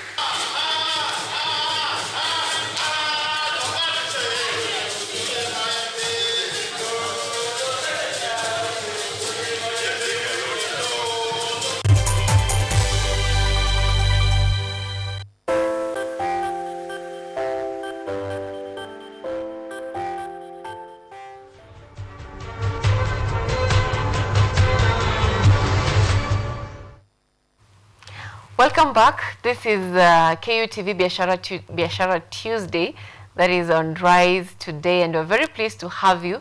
We've just had a discussion on prudent investment with Valentine Tenge, and right now joining me in studio is Mary Maina, who is a financial advisor with several years of experience. We'll get to hear from her as she tells us what she deals with and, share knowledge on how we can improve our investment, or we can improve our businesses, or generally we can improve how we manage our finances to live comfortably. So Mary, thank you so much for making time for us this morning. How are you doing? I'm doing fine, thank you too. And nice to meet you, Sylvia. Nice to meet you also. Yes. So as a financial advisor, how would you describe yourself and your line of work? What is your day-to-day activities? Okay, my name is Mary Maina, a financial consultant or a financial coach. Since 2010, I've done it. I have, in November, I'll be 15 years doing the same, yes, advising people on finances. And today I want to talk more about a topic many people don't want to talk about, which is budget. Yeah, I'd like to talk about budget and income. Because for a person who has an income, you must have a budget.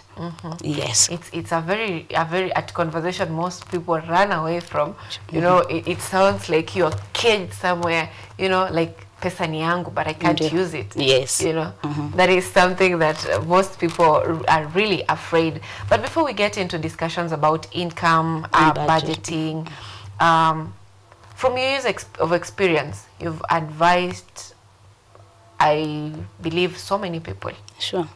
Do you have a story of someone that you mentored that really touched you as a person? Yes. I would talk about, I've advised many parents on especially how to do the budget or how to do the saving for their children as early as 0 age, let me put it there. I have someone I've advised since the time I started doing it, since 2010. I can say I'm a proud financial consultant, financial advisor, because that person is able to pay the education from Form 1 to Form 4. And now I'm about to give him money for university. So I'm very proud of that, of what I'm doing. You have seen progress. Yeah, I've seen progress in what I'm doing, and I'm proud of it. Yeah, yeah. It gives hope and, you know. So let's talk about income. Many people believe that earning more leads to financial freedom. Do you borrow the same idea that if you earn more, it means you're going to be more comfortable? Not really. Because you can earn more and you don't know how to do budget for that money. You can earn more. Like people get money, let's say salary, on first, and by that they don't have money. So it is not about earning money. It's about budgeting what you have, regardless of how much you have. Yes. But let's give a very normal example. Yeah. The minimum wage of Kenyan, an average Kenyan, is 15,200 shillings.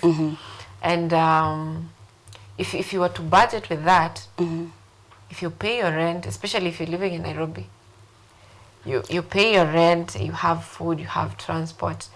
You see, there's little or no left for you to even save. How do you even budget with that to like survive or make yourself comfortable? Like most people don't avoid budgeting because what they have is not even enough. So how would you advise someone who is struggling with that balance? How do I save and I don't even have enough? What I would say is, you've talked about 15,000. We normally tell people don't live above your budget. Because I've seen people, especially the young people, you earn 15,000 and you go look for a house of 10,000. I need to sit down with that person. I tell them, if you are earning 15,000, the most expensive house you need to get is 20% of that, and that is 3,000. Don't ever live above your means. Yeah. That's what we advise people. It doesn't matter how much you earn, I will repeat. It doesn't matter how much you earn, you need to do a budget. Let's talk about Kenya, our country. They do the budget annually. You have to do a budget. Let's talk about you people, let's say maybe you people. You have to do a budget. Maybe you do it semi-annual, you do it annually, you do it monthly. You have to do a budget, regardless of how much you earn. Yes. So it's not about how much you earn, it's about living within your means. Within, yeah. Okay, so currently, most of there's a study that this young generation, they spend more, and most companies are investing to areas that feed their demand. And when it comes to spending, most of them are doing online work, or most of them are freelancers and just doing online gigs. Do you think this is eroding their culture of saving or their culture of budgeting, because they're used to so much money coming at once, and then there's a dry spell for some time, and then there's also money coming for a certain time, and it's unpredictable? Do you think this culture is affecting the budgeting of most people, especially the young people? We cannot say that it's affecting them, because if you get money, let's say you get money as lump sum, and then you stay a long time without getting that money. We advise them, like we advise even contractors. Those people get tenders. We advise them, they have to put lump sum not monthly. You don't need to put the budget for monthly. You can do it, like I've said, quarterly. So if they get the Gen Z who are they get money, lump sum, and then they stay for a long time maybe without getting money, there is the way we sit down with them and we advise them on how to budget that money. How do you advise them? We advise them, don't use the money because the money has come. Don't spend the money, we call it impulse buying, impulse spending. Don't do it. Stick to your budget. You budget maybe for 1 year, because you've gotten money this month and maybe you'll not get money in a period of 6 months. You budget for that money when we sit down with them. Yes. So often when we're beginning, I mentioned this, that budgeting feels like it's a cage, it's restrictive. So how can someone turn this into an empowering tool rather than something that is meant to like put you down? It is supposed to be that way. It should be restricted. You know, it is supposed to be. But the problem is, how do you get to that? What are there like benefits that someone should be thinking of?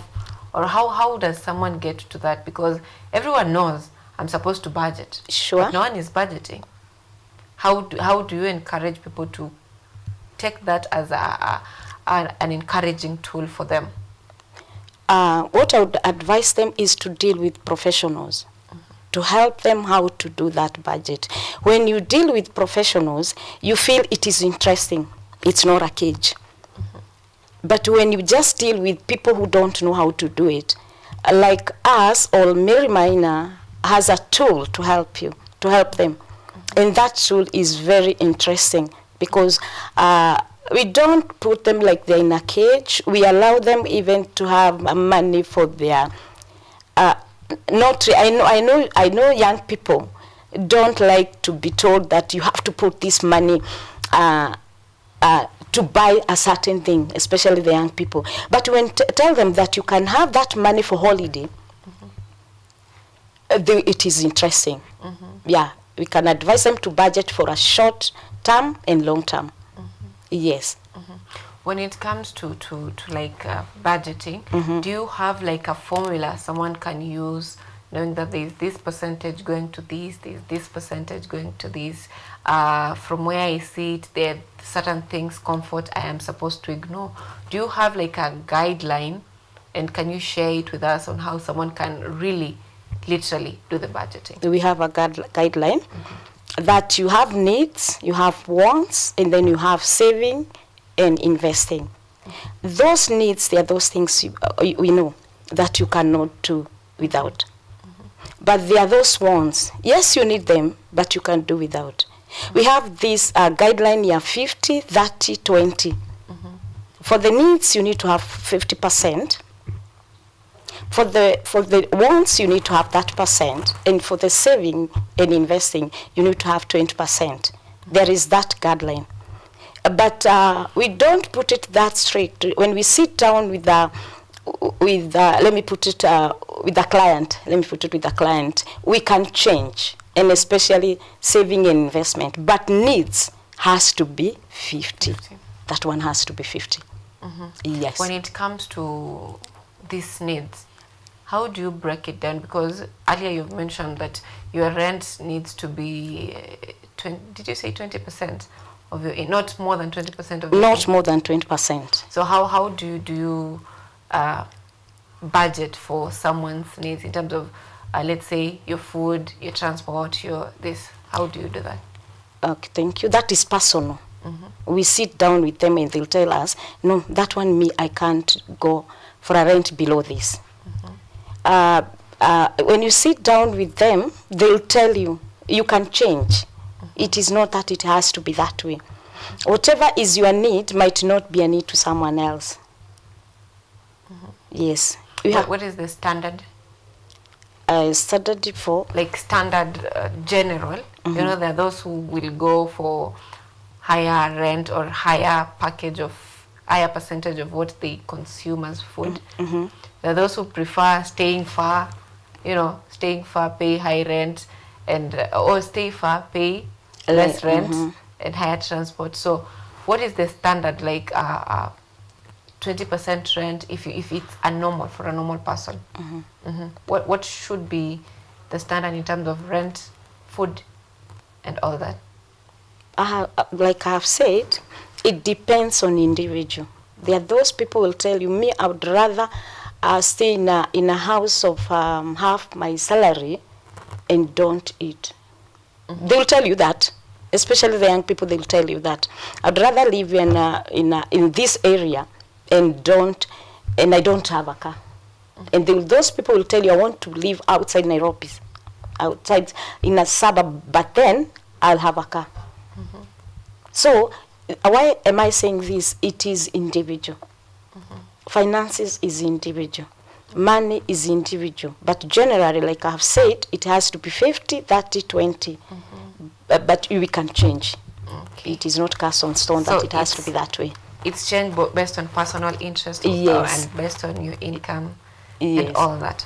So when it comes to you deal with different clients, what is the biggest age group that you deal with? Which age group require advices mostly, or which age group do you handle most? 40 to 50, 50 and above, 40 to 50. Do you think there is a problem why the younger generation is not receiving or willing to get mentors? Do you think there is a problem with that, or something that makes them not want to have mentors when it comes to, or advisors when it comes to their budgeting, them budgeting their income? I think there is a gap between the young people and the other generation. And do you attribute it to any reason? Do you find a reason why that is happening? I think the young people, the way they were brought up, it depends on how they were brought up. I can say there are those young people, not all ethnic group, because there are those people, they were taught on how to do the budget when they were young. And then, sorry to say this, I'm a mother, but it's like we pamper so much our kids, the young generation. We don't teach them on how to do the budget. They feel they need whatever they ask, they are given. But if they were taught that even a student can do a budget, that's how they would have grown up. But I believe they were not taught. Most of them. We didn't bring them up that. Yes. So what as a mother also, at what age do you think someone needs to begin learning about this budgeting, and how well can parents do that? As young as when they know what is money. I'll talk about my son. I started teaching him on how to do the budget as young as grade 1. I used to call it class 1. I could teach him on how to put aside every day 20 shillings. And that 20 shillings in a month, that is 600. Because you multiply it by 30, that is 600. When you teach them when they are young, when they grow up, they'll know what is a budget. They'll start doing the budget. But still, we are not late. We can still do it. Yes, so, see that. Because let's do it that way, this with Sylvia. That is 20 shillings per day. That is 600 per month. And that is 7,200 per year. That's a budget. That's a saving. And they budget that I'm not supposed to buy this because I don't need it. I don't need it. You teach them they need to buy what they need when they are doing the budget. Yes. Okay. You mentioned earlier that most of the young people are pampered. Yes. When it comes to how can the current generation of parents change that narrative? How like practically, how can they change that narrative of pampering their children and now teaching them exactly how to budget? Is it through leaving them money for them to budget, or how can they do it? It's a bit late. It's a bit late, but they can bring up their kids now. Because we are to blame. The mothers of the Gen Z, mothers of the young people, we are to blame. But it's not late. I've said it's late, but still we can amend it. We can amend it and we can sit down. I think that we need to have a program where the young people are shown how to do the budget. It is not that when they get that money, they use it at once. We can amend it. We can still amend it. What day-to-day activities can parents do to like help? You see, when I was growing up, there's a time I stayed with my grandma. And my grandma could leave the house and come back in the evening and ask you, "Mbona hujapika?" You know, and you sit there and ask her, "What do you mean, mbona sijapika?" And then anakwambia, "Kuna mboga kwa shamba, kuna," you know. So are they some of the ways that modern parents should embrace to like teach their children how to like manage stuff? To be responsible. Let me use the word responsible. Because most of the young people, they want to be told to do this. They cannot decide for themselves what to do. Most of them. I don't want to say all of them. Again, I will repeat, it depends on how they were brought up. Yes. Okay. So you think it's upon parents to like give responsibilities and generally mentor their children. Now, still on budgeting and income. How well can if someone is having a higher income, it's different from someone who is having a lower income, because it's strenuous for someone who is having a lower income. Let's not even talk about affording advisors. So for someone who is having a higher income and maybe they're having too much of black tax, maybe they're paying for their siblings' fees, they're paying, they're sending money back home. How would you advise such a person when it comes to budgeting and maintaining a comfortable life? Well, most of us have the black tax, as you have said. I would advise that before you pay those black taxes, you first pay yourself. Before anything, make sure you have paid yourself. And that is now, you have to put something aside for your pension, for your saving, before you send even that money home. Make sure you pay yourself. Yes, because I'll say, like today, Sylvia, if you feel you have money in your pocket now, if I come to you and I tell you, "Oh, Sylvia, I need this, you'll give me because you have money.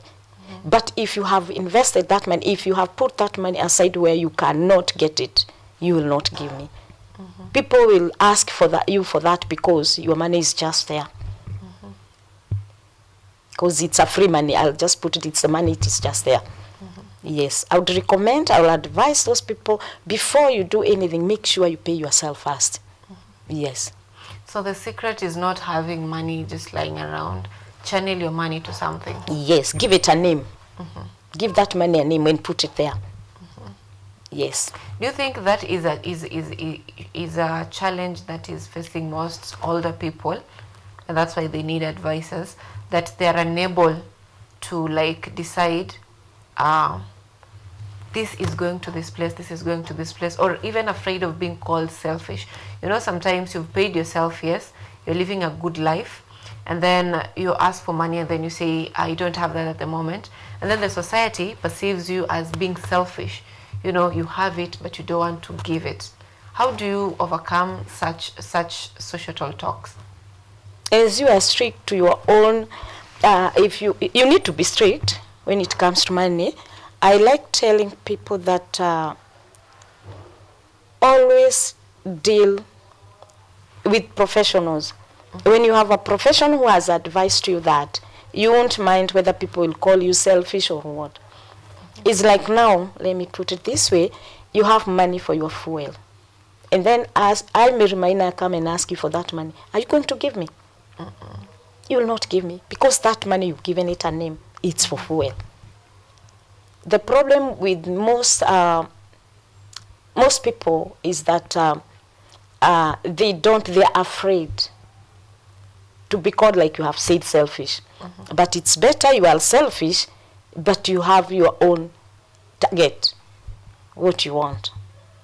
You must have a final goal. You must have a what you want at the end of it. Yes. So the secret is giving. In as much as you're budgeting, you need to give every money that you're budgeting a name to help yourself. Money is money. This is money. I've put it aside for school fees. That is a name. The school fees is the name. This is money is to go for holiday. I've put it holiday. I've named it for holiday. This is money. I want to buy something, maybe a land. I'll put it land. Don't let your money just to be like that.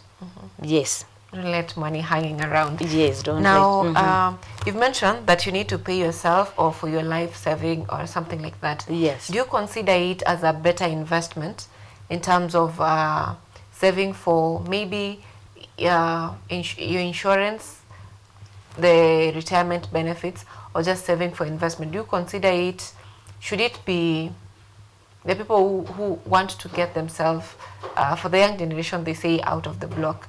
Now, do you consider saving more to get someone richer?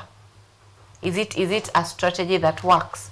Someone saving more or just investing in somewhere else?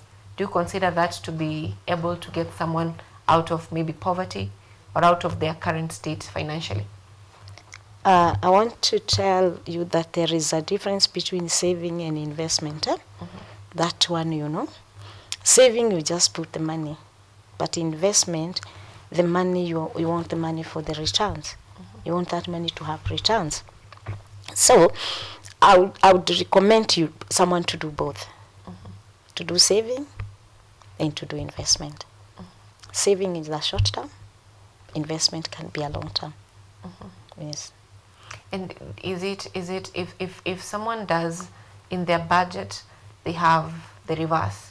Maybe saving and investment goes at 50, and then all these other needs, the basic needs and all that, going for or lesser. Is it something that is achievable? Yes, it's very achievable, depending on individual. How effective is that? It's very effective because it's individual. I want to repeat it. Why do I continue saying this? Finances is individual. Money is like personalized. Yes, that is personalized. Yes. Okay. Your take is not my take. Yes. Okay. Very interesting. Now, empowerment through financial literacy. In your line of work, when it comes to empowering people through financial literacy, is it something that is applicable? Okay, it is applicable to every group, but for people who are doing these small businesses, and they cannot afford to maybe get advisors, how can you advise such a person? How do you get to such a person? Maybe I need to be advised on how I'm supposed to manage my income, do budgeting, but I cannot afford to pay an advisor. In such a situation, how would you advise me to get through that phase of lacking knowledge? You've talked about paying the advisor. That one you agree how much? I believe everyone can afford, because the charges are not that fixed. That one has to pay this. For consultation, I'll say, like a doctor, when we get sick, we don't say that we cannot afford the consultation fee, because it varies.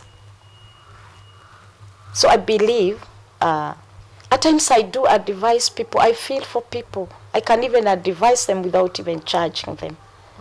And I feel satisfied. I feel good when I advise people without even paying me. Me as Mary Maina, yes. Yes. So you feel it is something that anyone can afford? Sure. As long as you get the right person. The right person. Okay. Now, At this point, I would like you to share with us some of the success stories that you maybe advise someone. You have done this for, it's now almost 15 years in November. Yes. Yes. Now, maybe 2 or more examples on the people you've helped in terms of maybe they were at a certain level and then through the advice they've gotten to another level in terms of their budgeting, in terms of the managing their income, in terms of doing investment. Because I believe you don't just advise about budgeting and income, you also do when someone wants to invest, you can also give them insights. You also do insurance? Yes. How and where they can invest, the best insurance platforms for them, how they can do that, the best saving techniques that they can use. Just a few examples that maybe you've interacted with that are successful, that you can count them as these are successful stories of what I do. I will start with myself. When I started doing this, I said I cannot give people something which I don't have. I started to save for education. I did for my daughter. I started saving for her. She has gone through a high school and now she's about to join university using the same saving I had done. That's a successful story on myself. I've done it, like I said before, for a parent who really was struggling. And when I sat down with him, I advised him that you need to put something aside for this education. And that time the child was in a pre-unit. Those days they could call it pre-unit.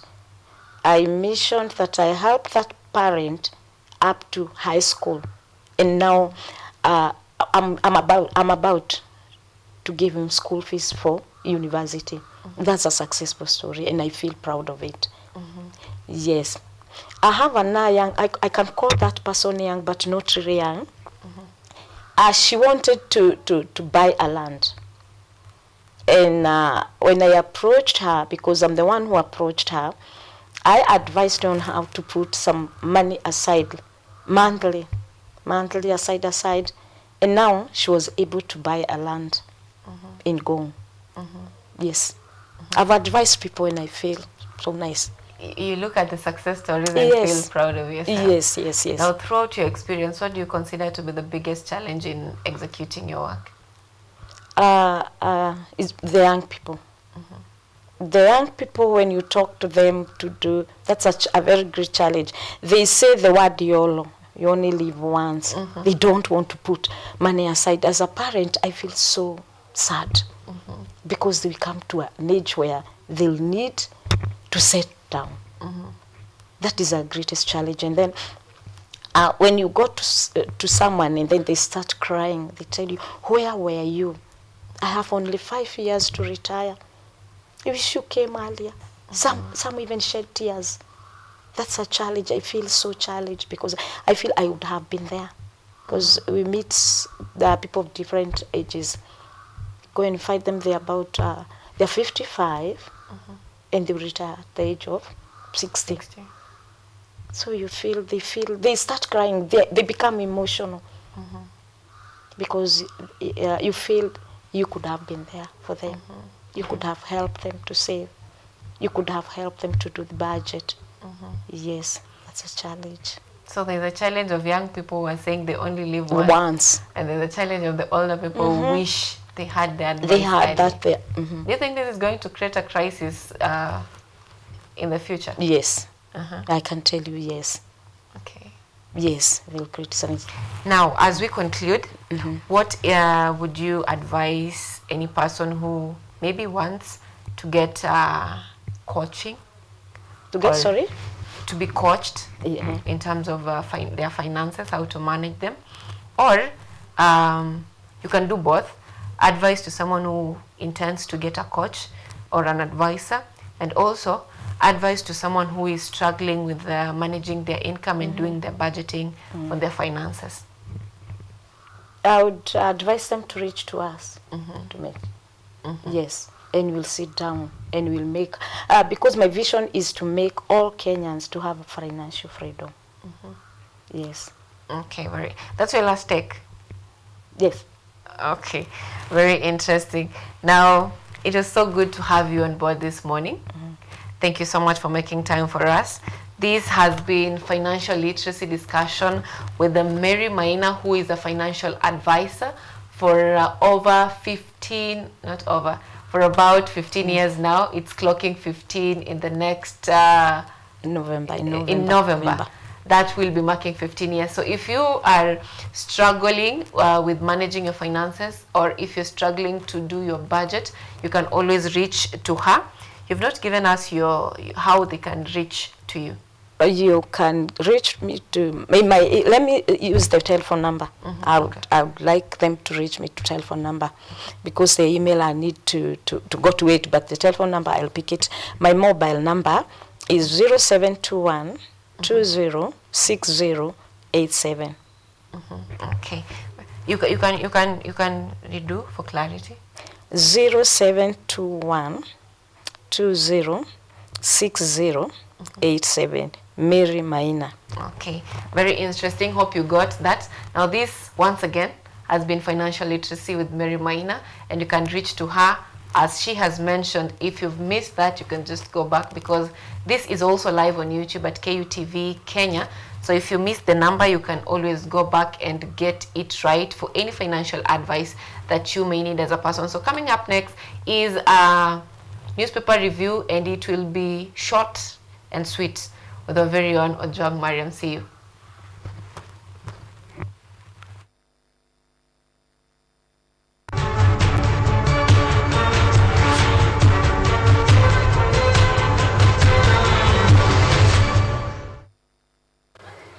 Hatujaingia kwa harusi hii na serikali ili kusaliti wa Kenya. Good evening, Kenyans and Kenyans in law. Malala in particular is not a teacher. Nimeona mambo ya ajabu. Rare instances. Nimeona mambo sijaiona kwa maisha yangu. Tonight, we bring a tale hotter than your neighbor's stolen Wi-Fi. Mr. President, to sit and watch the drama and enjoy. Na watu walikuwa wametuwekea mitego mingi. Kwanza mimi. Yes, a burning matter. And it was, by the way. Wacha nione kwa mkono wale wanasema nisaidie. It got so hot, the honorable member could not help but testify. Hali ya kanisa katika eneo la Teso kiuchumi iko chini. Sana. Kanisa zingine ziko katika hali ambayo ni mbaya sana. Yes, on the record, off the script, and halfway through a lunch break. Wanasema huyu Ruto ni mjanja. Mimi nawaambia mimi si mjanja. Ni neema ya Mungu, na kwa sababu namwamini Mungu. What is the issue? Heshima si utumwa. Lakini isifike pahali heshima izidi sana, watu fulani wafikirie kuna watu wako na uoga upande mwingine. Kwa hivyo ni vizuri sana hiyo heshima. Ya mwisho, Mheshimiwa Rais, Bishop ametuambia hapa kwamba kazi yako ni ngumu sana. Na mimi nakubaliana na yeye. Hata mimi saa nyingine huwa najiuliza vile wewe unalala. Someone will tell you it comes with the package. Excellency, we are praying for you. Kuliko hata nikiongea hapa miezi 2, kila asubuhi nakuja hapa kuongea. Kuna matamshi itajenga hii barabara. Na hakuna itajenga hii shule. Zero! Tumshangilie! Meanwhile, the promise was made. Yes, right before tea break. Mimi nitawaheshimu, nitawafanyia kazi mpaka mshangae.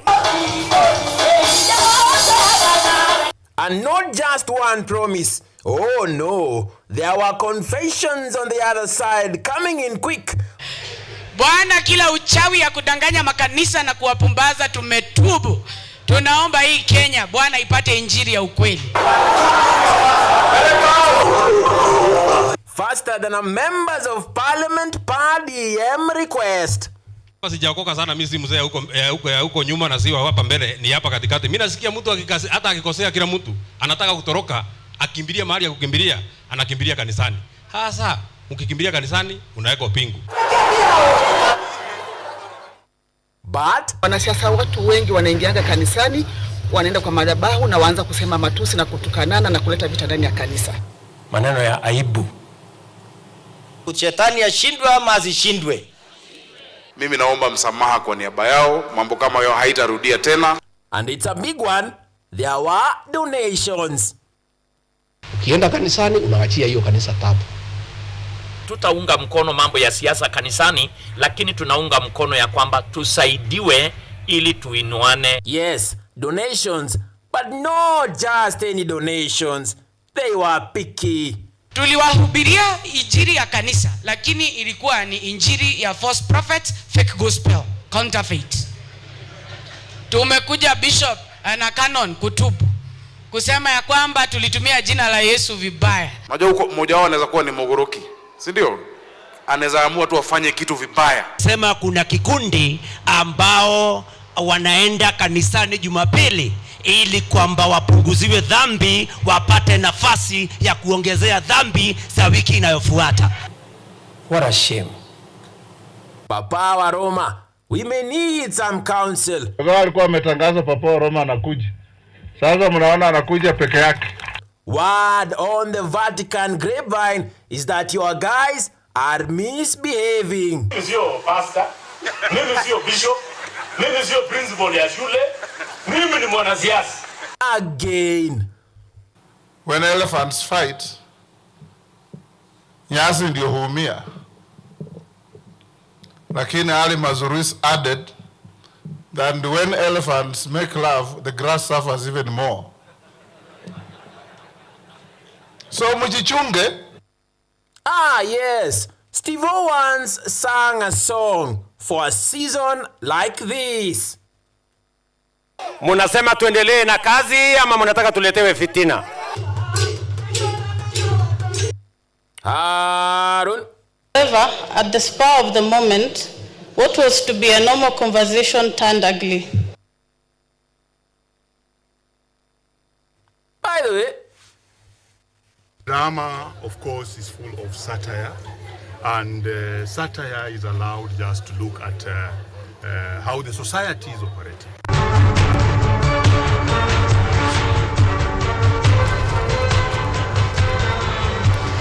Now that is, by the way, where politics meets parody. And right now we are on to the newspaper review. I mentioned earlier that this is going to be a review of the state of our nation that is going to be short and sweet. And joining me is Ojuang Mariam, Senior Hey, just say your name. Senior Warrant Officer 1, I'm a Lieutenant Kanali. Thank you so much for making time for us this morning. I'm grateful for being here. So good to have you on board this morning. Asante. Tuambie Wakenya ukweli. Tuambie Wakenya ukweli. Now, just before tuambie Wakenya ukweli, do you know that the government is threatening to shut KTN? As they are doing that, wako na deni yao ya 1.2 billion advertisement arrears that they have not paid. This is a threat to freedom of expression, a threat to... There is no need of having a Ministry of Information. If you can be doing this to Kenyans, you close that media house, you are shutting Kenyans from getting to know what's happening in the country. It's a way to ensure wana control narrative, wana kunyima wawe voice ya kuongea. Na ujue saa hiyo unanyima voice ya kuongea, tayari you don't have the voice. That is why the journalists hao wenye wako standard wanakusaidia, wanakuongelelea. But the best the government can do is threaten to close. And it's not just about threatening, it's also about how many jobs are going to be lost. We're already having a deficit when it comes to employment opportunities in this country, and now shutting. Let's not even talk about okay, let's not talk about it. It's also a threat to the job employment opportunities in the country, because right now if you go to a media interview, you'll get so many journalists from KTN going to other stations for interview. So inaonyesha kuna shida. Yeah, there is a problem. There is a problem that we need to address. Yeah. As a country, we come together, we ask ourselves questions, and we be bold enough to offer answers that are solutions. Uncomfortable questions, yes. not just questions. Now, I think we should, it's a controversy here, whether we should begin with General's last wish. That is the biggest headline on the Standard. And they're saying 1 year has passed since Kenya's foremost soldier fell from the skies and perished. The KF-1501 plane that killed General Ogola carried an abysmal history, a refurbished Vienna warbird that had experienced 2 emergency landing weeks apart. A preliminary report is out, but some aviation experts say reads more like a cover letter than an investigation. You know, if there is a failure, like this, it was like a red flag, failed landing twice, and then Ogola is given the same plan. I don't know if he just accepted, or he didn't know what was going on, or he was forced to it, or he was lied to that everything was okay. But personally, I don't think this was genuine or a normal death.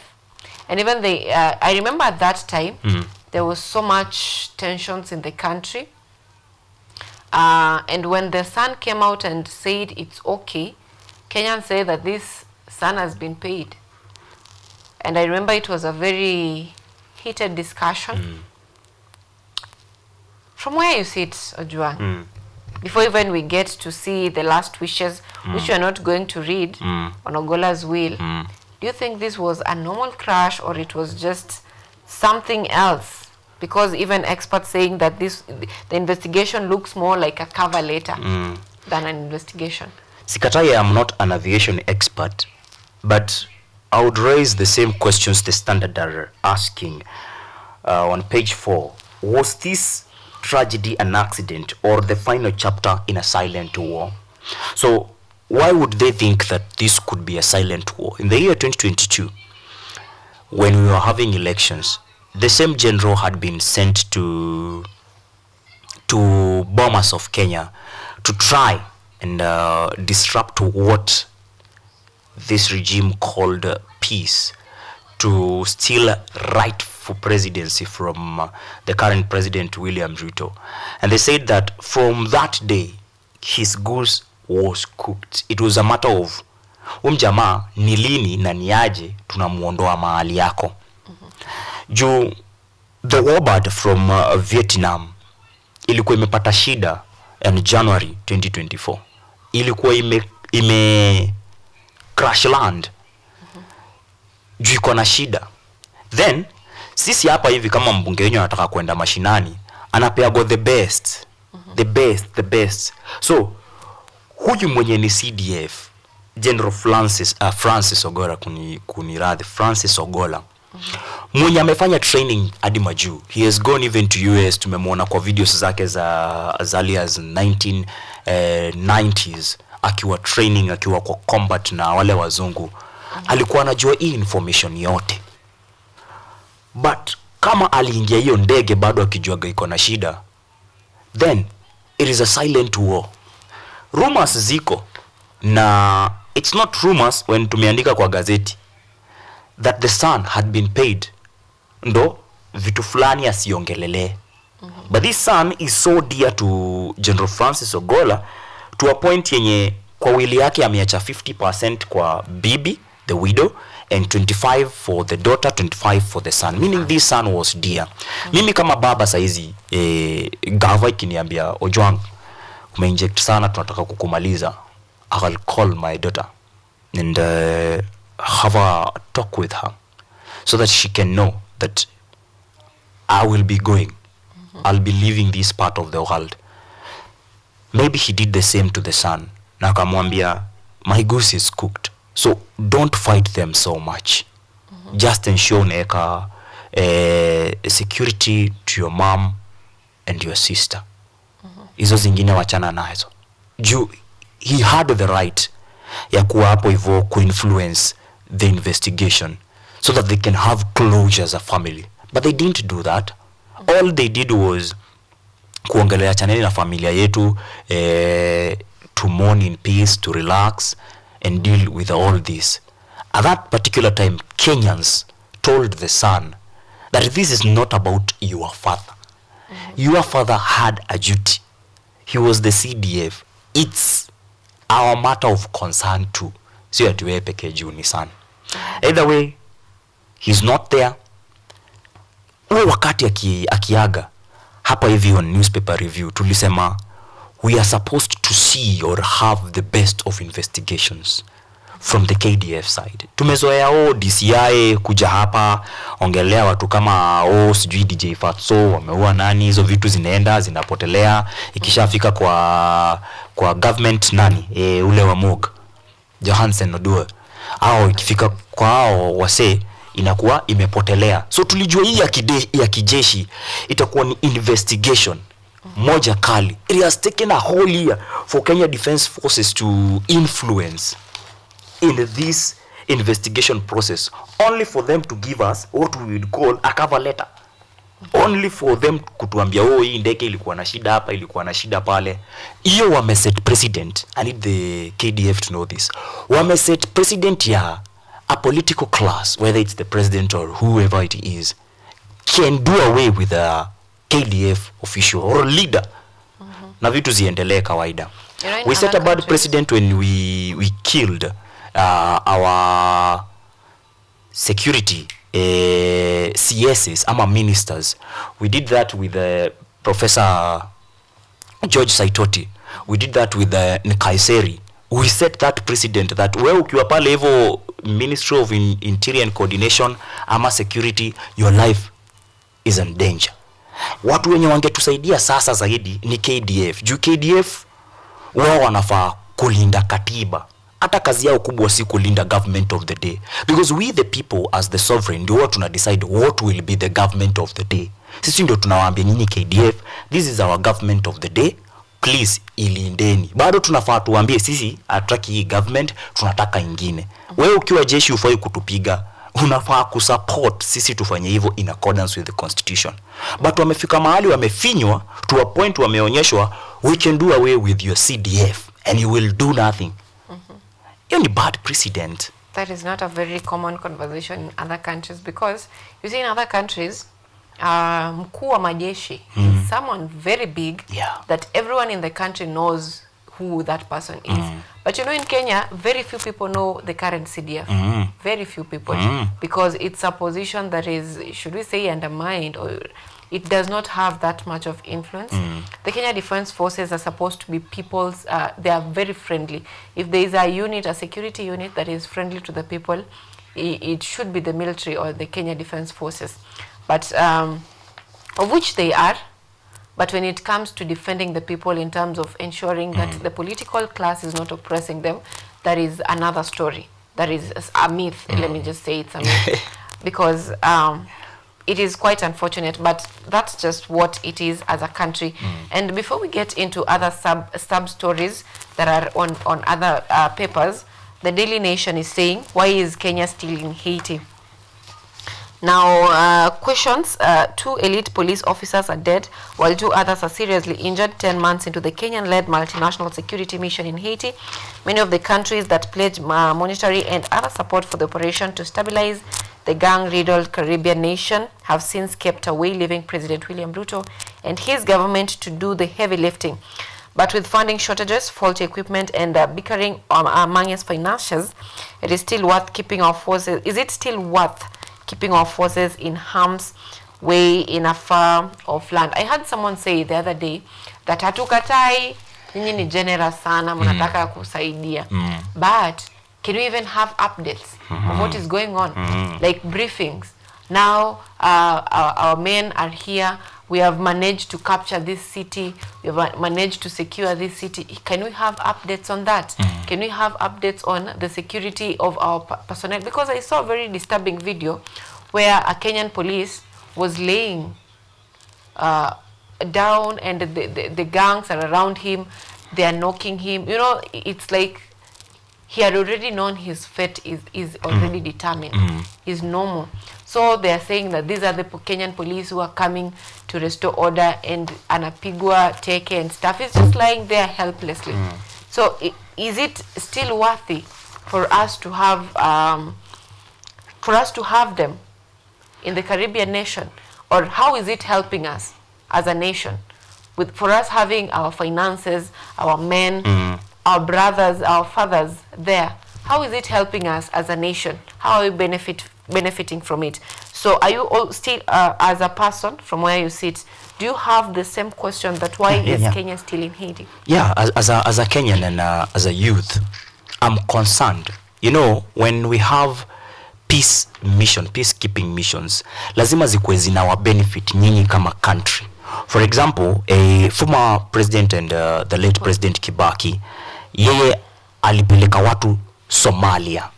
By then sisi kama Kenya tulikuwa tunapitia bombings, kila time tunakaa tunasikia sijui Al-Shabaab wamefanya nini Garissa University, Al-Shabaab wameingia Nairobi, Al-Shabaab waweki watu na amani in Pwani huko Lamu, Taita, Taveta huko kote, and we had to do something as a country. Tuingia hiyo Somalia, we control the Al-Shabaab from hapo hivyo.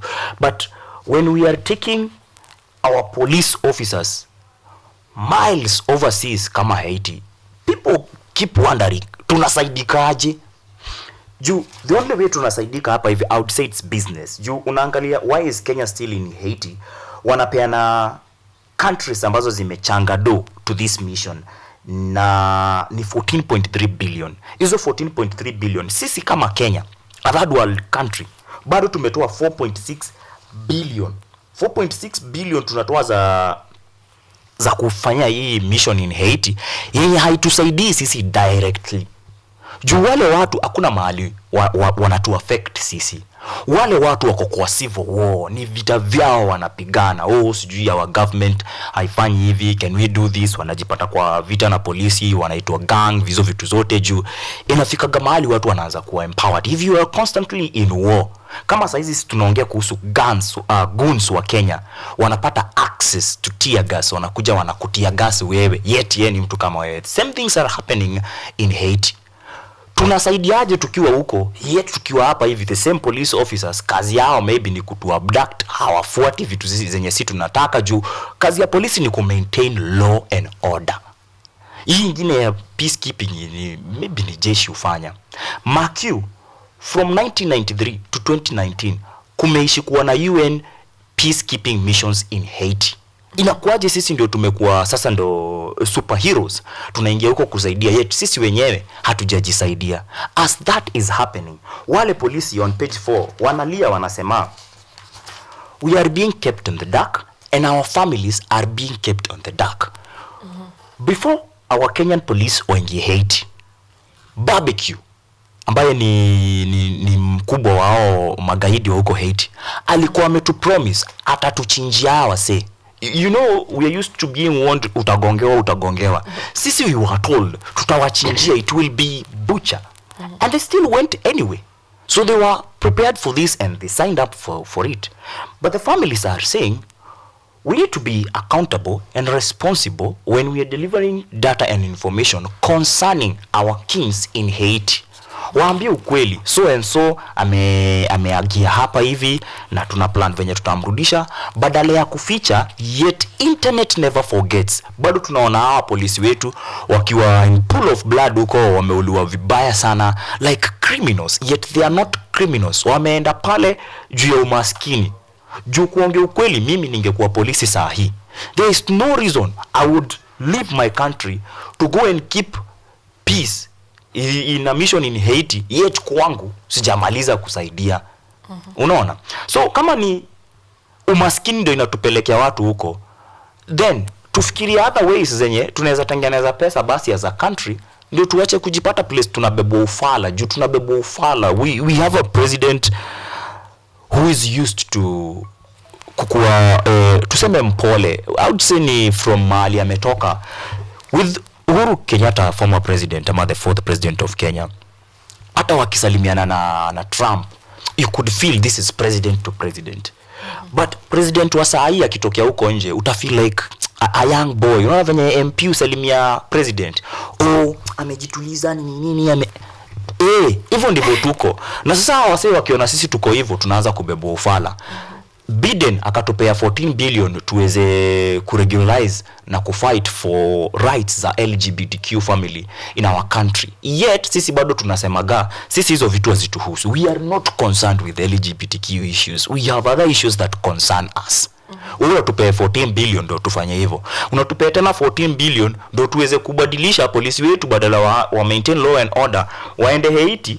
And then saizi tunauliza queries on security mission. Juu hawa wase wa Haiti, what if wa decide okay, juu polisi wa Kenya wanatusumbua, twendeni Kenya tuanze kuretaliate from uko to give pressure, to apply pressure on Kenyan government to recall their officers. The opposition has called on government to recall our officers back to our country, but it has been music being sung to goats. Hakuna mtu anataka kusikia huo wimbo. No one is listening. It's unfortunate. Now that is just on. I'm always trying this on every morning because they say beautiful day begins in the morning or is seen in the morning. I don't know, whatever they say. I always try every morning to find something positive to look at when it comes to discussions about our nation.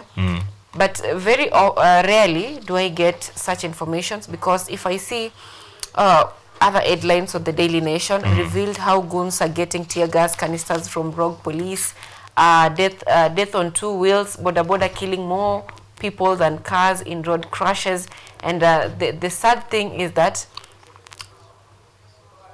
there is little to no supervision on the credibility of these motorists on roads. Sometimes you are driving and then a motorist anakupita hadi unashtuka, you're like, hey, okay. Shida ni gani? That tunasema bado there is no hurry in Africa. Yeah, but so it's still looking at the headlines. Jail for 81 million scam, my identity was hidden. That is a story on the Daily Nation on page 3. If you keep on moving, looking at the dailies, sometimes I always say that the dailies of our nation can depress you as a person, because still on the Standard, body of a girl banned to be exhumed, back on brink of champsling. There is I think it's on Business Daily, if not the Star, where there's a scandal of organs being sold, kidneys. Yeah. So it's a whole combination of sad news that sometimes you're afraid of reading the newspaper. So because our time is up, Ojwang, I'll just have you give us your final remarks as we conclude this. So if there's any story that I've mentioned and you're keen on looking at it, you can always get the dailies and read more on that. Kenyans, tunafaa kuchange sisi kama country. It's true, kusoma haya magazeti unaweza ingia hadi depression.